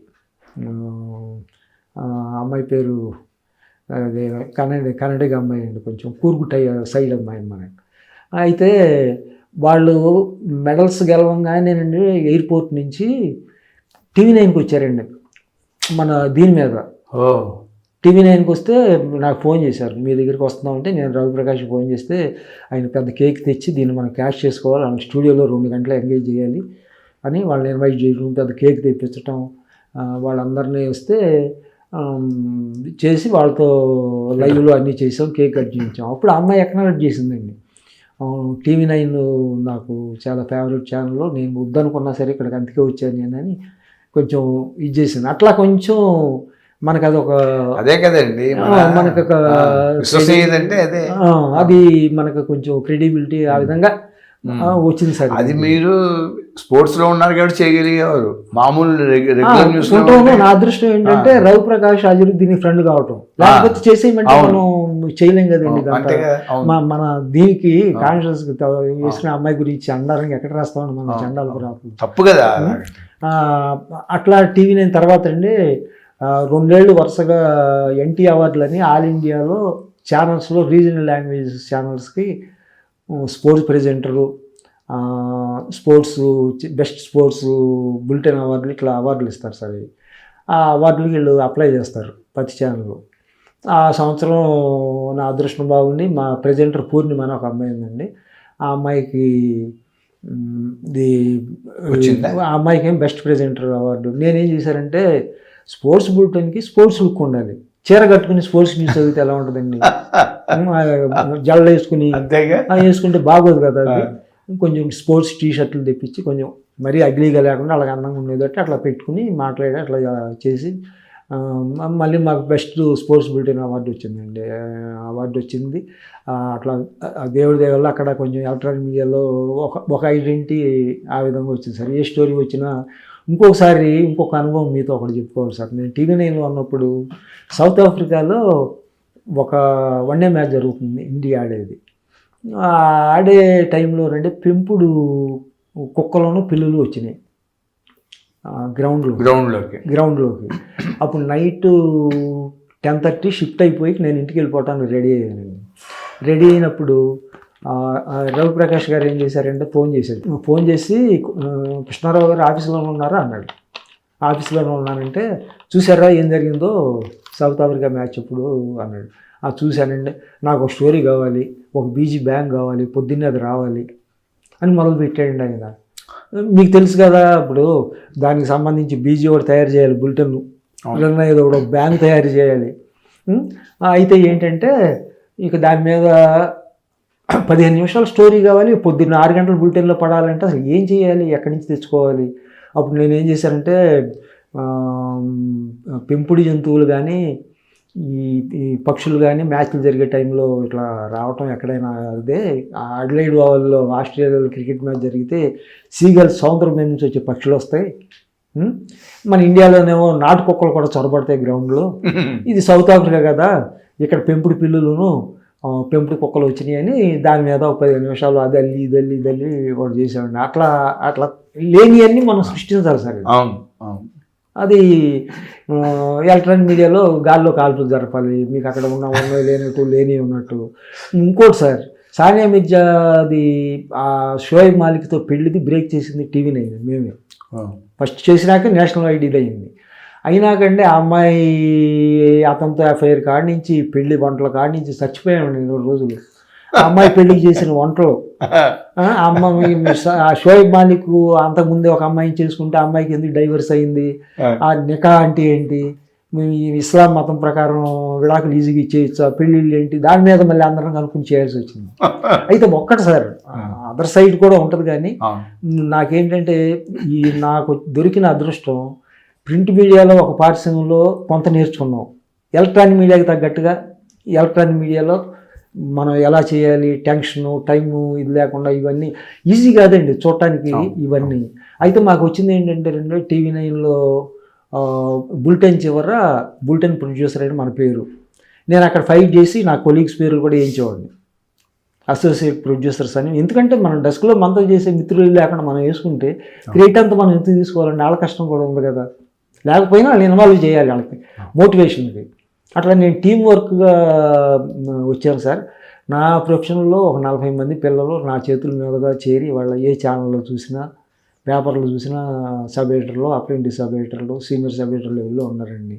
ఏదైనా ఇంటర్వ్యూకి వెళ్తే మీ కృష్ణారావు గారి దగ్గర మేము ఇట్లా చేసామంటే అది వాళ్ళు చెప్పింది, నాకు తెలియదు. ఇది మీ పేరు చెప్పగానే మాకు ఈజీ క్లియర్ అయింది సార్, మాకు అట్లా వెళ్ళామంటే నేను అన్న బాబు నా గొప్పతనం కాదు, వర్క్ కల్చర్ మనకు కమిటెడ్గా ఉండాలి, నేర్చుకుంటేనే మేనేజ్మెంట్ మనకు ఏదైనా విలువ అనేది ఉంటుంది. మీరు ఎవరన్నా ఫోన్ చేసి పనికిరాడంటే మీరు నెత్తి మీద బండ పెట్టుకోవటం అంటే వద్దని చెప్పేవాడు సార్ నేను. ఎందుకు అట్లా మనం అంటగట్టి వాళ్ళని ఇబ్బంది పెట్టడం, అట్లా అయిపోయింది సార్. అట్లా ఎలక్ట్రానిక్ మీడియాలో కూడా ఒక 5 ఏళ్ళు టీవీ9లో చేశాను సార్. నేను జర్నలిస్ట్గా నా స్వర్ణయుగం ఆంధ్రజ్యోతి అండి ప్రింట్ మీడియాలో. ఎలక్ట్రానిక్ మీడియాలో టీవీ9లోనేమో నేర్చుకుని బాగా ఛాలెంజెస్ అన్ని చూసుకున్నాం. 10 టీవీ అండి, 10 టీవీలో బ్రహ్మాండంగా మేము టీవీ9 బీట్ చేసాం. 10 టీవీ అదే మీరు ఎక్కడికి వెళ్తే దాని అది అట్లాంటి పిల్లలు. నాకు ప్రశాంత్ అని ఇప్పుడు అది స్టార్ స్పోర్ట్స్లో ఉన్నాడు సార్ కుర్రాడు, నా దగ్గర 10 టీవీలో ట్రైనింగ్. స్టార్ స్పోర్ట్స్లో అతను ఆ కుర్రాడు ఉన్నాడు. స్టార్ స్పోర్ట్స్ వాళ్ళు నాకు ఫోన్ చేసి ప్రశాంత్ని మేము తీసుకుంటున్నాం, మీరు తీసుకోవచ్చా లేదా నాకు చేశారండి స్టార్ స్పోర్ట్స్ వాళ్ళు. అతనికి ఇప్పుడు 1 lakh శాలరీ. అతను కూడా కమిటెడ్గా ఉండేవాడు. ఇద్దరమే చేసేవాళ్ళం సార్ అప్పుడు మేము. టీవీ9లో 5 టీము అట్లా బీట్ చేసాం. అక్కడ ఇంకోటి ఏంటయిందండి సార్, టీవీ9లో ఒక 10 టీవీలో ఉన్నప్పుడు అనుభవం. అక్కడ మ్యాచ్ జరుగుతుంటే సార్ అర్జెంటీనాలో లోకల్ లీగ్ ఫుట్బాల్ మ్యాచ్, ఒక కుక్క వచ్చేసిందండి మ్యాచ్కి. ఆ ప్లేయర్ ఏం చేశాడు, బాల్ పాస్ చేయబోయి కుక్కను ఒక తన్ని తర్వాత అది కరవటానికి మీదకి వస్తే దాన్ని పట్టుకుని గిరగిర ఆ హ్యామర్ త్రోలో విసురుతారు చూసారు, అట్లా విసిరేటప్పటికి ఈ అభిమానులు స్టేడియంలోకి దూకకుండా ఫెన్స్లు ఇట్లా ఉంటాయి వాలుగా, దాన్ని కొట్టుకుని పడిపోయింది. పడిపోతే జంతు ప్రేమికులంతా ఏం చేశారంటే ఆ ప్లేయర్ని బ్యాన్ చేయాలి అది ఇది అని ఒక అల్లరి చేశారు. చేస్తే ఆ రోజు మేము 10 టీవీలో రోజంతా ఈ అరుణ్ సాగర్ అండి అప్పుడు ఇక్కడ CEO టీవీ9 స్టైల్లో రోజంతా బాగారు. టీవీ9కి అది మిస్ అయిపోయింది. అయితే వచ్చింది కానీ చూసుకోవాలి వాళ్ళు చేస్తే అప్పుడు అండి టీవీ9 నుంచి దినేష్ ఆకుల ఎగ్జిక్యూటివ్ ఎడిటర్, కృష్ణాజీ ఆయన తెలుగుడే కానీ బెంగాల్లో పెరిగాడు, మీరు వచ్చేసి టీవీ9 జాయిన్ అవ్వచ్చు కదా, మనం కలిసి పని చేసుకుందాం, మీకు ఎక్కడి నుంచి వచ్చిందంటే చేశాడు. అది చెప్తున్నాను, నా విక్టరీ, మోరల్ విక్టరీ. మేము 10 టీవీ #1 స్పోర్ట్స్ ఛానల్ అయ్యింది అంటే TV9 బ్రేక్ చేసామంటే రవిప్రకాష్ గారికి ఒక ఇల్యూషన్ ఉండేది. రవిప్రకాష్ పేరుతో TV9 #1 మీరంతా చేస్తే ఎవరు చూస్తాడయ్యా, మీ అందరికీ ఇట్లా అనేవాడండి మీటింగుల్లో. నేను నా బ్రాండ్ నేమ్ అని. నీ బ్రాండ్ కాదు, పనిచేసేవాళ్ళ బ్రాండ్ నేమ్. పనిచేసేవాళ్ళు లేకపోతే నువ్వు లేవు, అందరూ తెచ్చి నీ పేరు తెచ్చి పెట్టారు అంతే అని. అది ప్రింట్లోనూ ఎలక్ట్రానిక్ మీడియాలో అది ప్రూవ్ చేసుకున్నాను సార్. ఒక స్పోర్ట్స్ జర్నలిస్ట్గా నాకు అదొక మోస్ట్ సాటిస్ఫైయింగ్ ఇది సార్. నాకు సంతృప్తి మించింది లేదు. సంతృప్తి సార్. అది ఏంటంటే మనకంటూ ఒక చిన్న ఐడెంటిటీ. దీనితో ఇంకోటి ఏంటంటే సానియా మీర్జా ఒక విజేత కథ అని రామచంద్రమూర్తి గారు రాయాల్సిన పుస్తకం అండి. ఆయన ఏం చేశారంటే ఆయనకి ఎడిటర్గా ఉండి ఖాళీ లేక, కృష్ణారావు నేను ఒక 4 పేజీలు రాశాను కానీ ముందుకు కదలట్లేదు, నువ్వు పూర్తి చేయాలి, నువ్వే చెయ్యి, అసలు నాకు తీసేసి క్రెడిట్ అంతా నీదే అని ఆయన ఏం చేశారంటే నాకు చెప్పారు. నాకు నేను చేయగలనా సార్ ఇది అంటే, కాదు నువ్వు చేయగలవా బాబు, నువ్వు పుస్తకం అన్నాడు మనం భయం కదా సార్. దానితో నేను మైదానికి వారానికి ఆలోచించుకోవాలి. ఆంధ్రజ్యోతి మెయిన్ బాధ్యత కూడా అప్పుడు నాకు అప్పచెప్పారు. ఆ టైంలో 15 రోజులు కూర్చుని ఉద్యోగ సోపానాలు వేసుకున్నారు సార్. వాళ్ళు బాగా సంపాదించున్నారు ఆ పుస్తకం మీద. వేసినాకండి అసలు చెప్తున్నాను సార్, మనం ప్లేయర్స్ మన నుంచి పబ్లిసిటీ పొంది కొన్నిసార్లు తెలుగు అనేటప్పుడు ఎలా చిన్న చూపు చూస్తారంటారు, మీతో అది కూడా చేసుకోవాలి. సానియా మీర్జా వాళ్ళ నాన్న ఆ అమ్మాయి ఇంత పిల్లప్పుడు జీవీకే వాళ్ళు స్పాన్సర్లు అండి. మేరే బచ్చి ఆప్కే బచ్చి మేరే అని ఆయన వచ్చేవాళ్ళు. ఇమ్రాన్ మీర్జా బతిమాలేవాళ్ళు, మా అమ్మాయి గురించి రాయండి, ప్రమోట్ చేయండి, వాళ్ళకి చెప్పండి వీళ్ళకి చెప్పండి అని. ఆ అమ్మాయి గురించి అట్లా చేసి టాలెంట్ ఉంది, మీరు ఇది చేయాలి అది చేయాలి, స్పాన్సర్లు వచ్చి కొంచెం అన్నీ అయిపోయినాయి.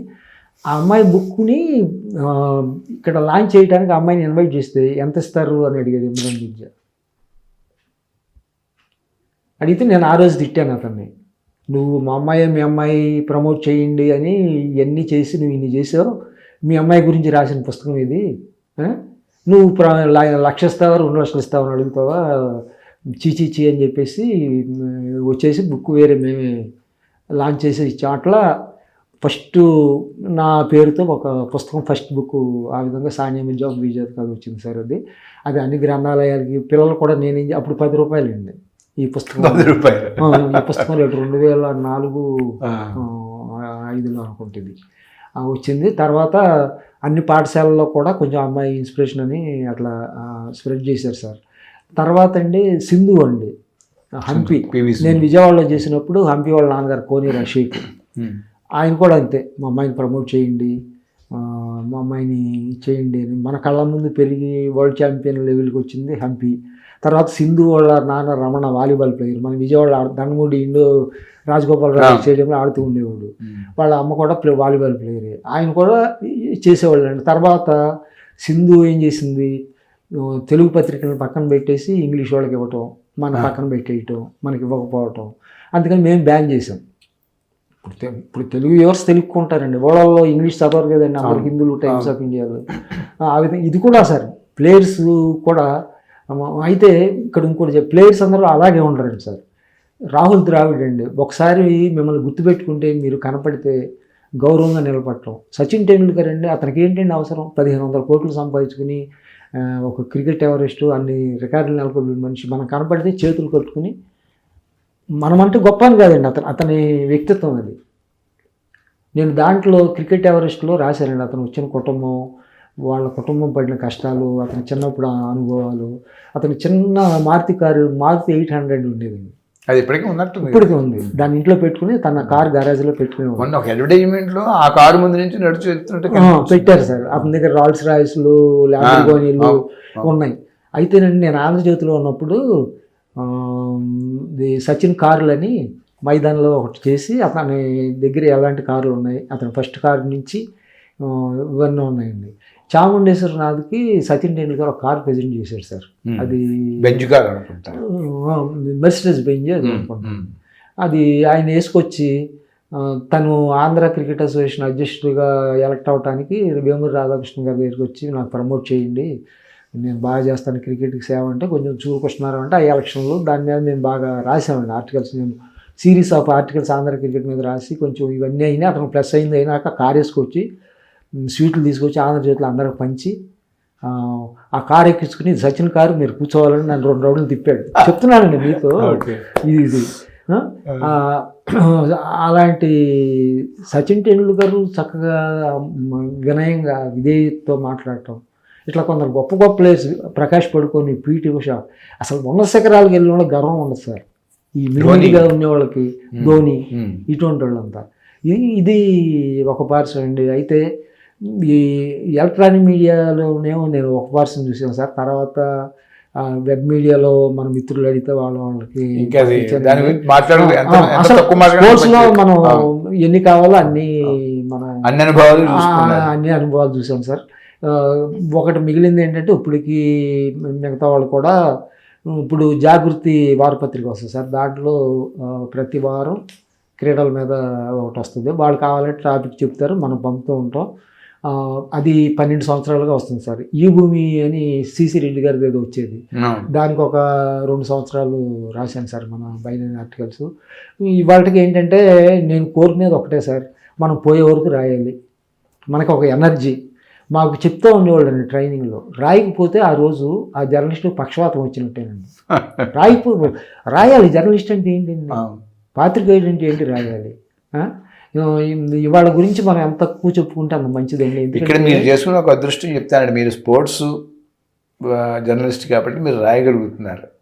అదే పొలిటికల్ జర్నలిస్ట్ అయితే రాయలేరండి ఈ రోజుల్లో, ఏదో ఒక ముద్రపడిపోతుంది.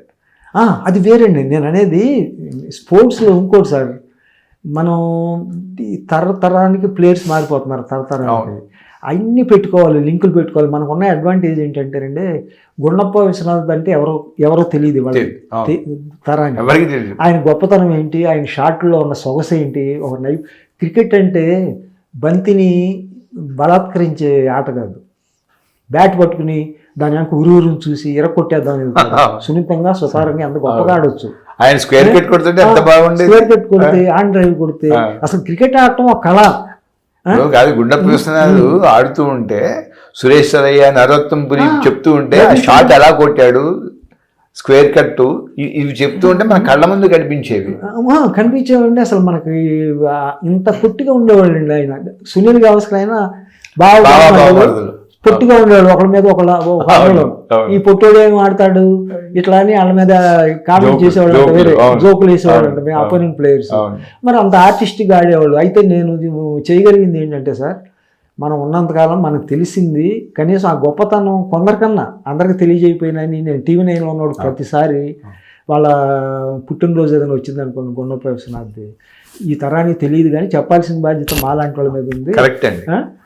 ఆయన సొగసు ఇది. ఆ రోజుల్లో ఇంత గొప్పగా ఆడేవాళ్ళు. క్రికెట్లో బౌలర్ తీసేసి వికెట్ కీపర్ తీస్తే 9 మంది ఉంటారు ఫీల్డర్లో, ఈయనకి 33 మందిని పెట్టినా వాళ్ళ మధ్య నుంచి షాట్లు కొట్టగలడు. అది గుండప్ప విశ్వనాథ్ రేంజ్, ఆయన గొప్పతనం. అది ఒక కళ. అది సచిన్ టెండూల్కర్ స్ట్రైట్ డ్రైవ్ కొడితే ఒక కన్నెపిల్ల నిలువు పాపిడి తీసుకుంటే ఎంత అందంగా ఉంటుందో, బంతి డ్రైవ్ కార్పెట్ మీద అలా వెళ్తుంది. సచిన్ టెండూల్కర్ని తిడతారు కొందరు తెలియక, అతని గొప్పతనం అది. విరాట్ కోహ్లీకి అభిమానం ఉండొచ్చు, అతని షాట్లో గొప్పతనం లేదంటే పవర్ గేమ్ అని తక్కువ చేయటం కాదు. ఆ రోజుల్లో ఇంత గొప్పగా ఉండేది ప్రతిదీ సినిమాలు. కానీ నేను ఇంకోటి సార్, ఒక స్వర్ణయుగం టైంలోనే సినిమాలు చూసాం.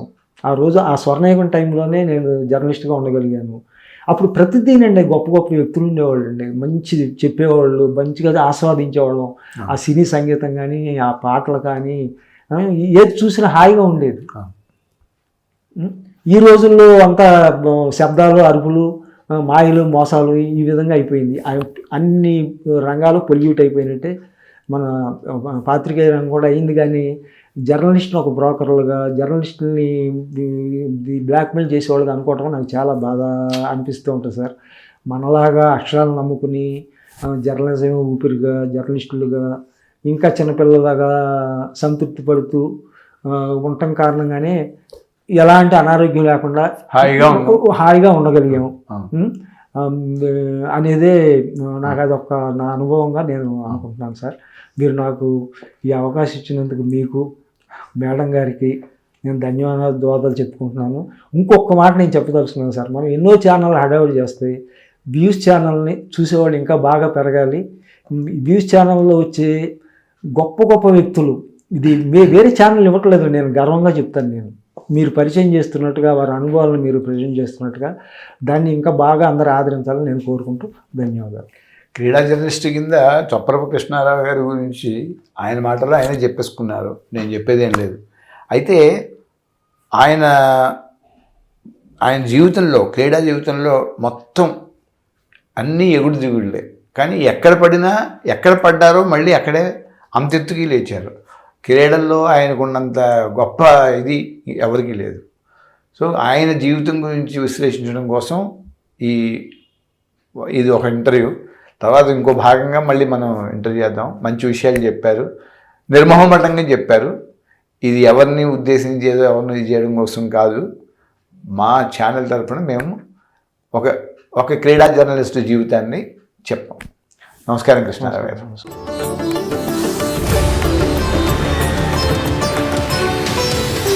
వ్యూస్ యూట్యూబ్ ఛానల్లో లైక్ చేయండి, షేర్ చేయండి, సబ్స్క్రైబ్ చేయండి.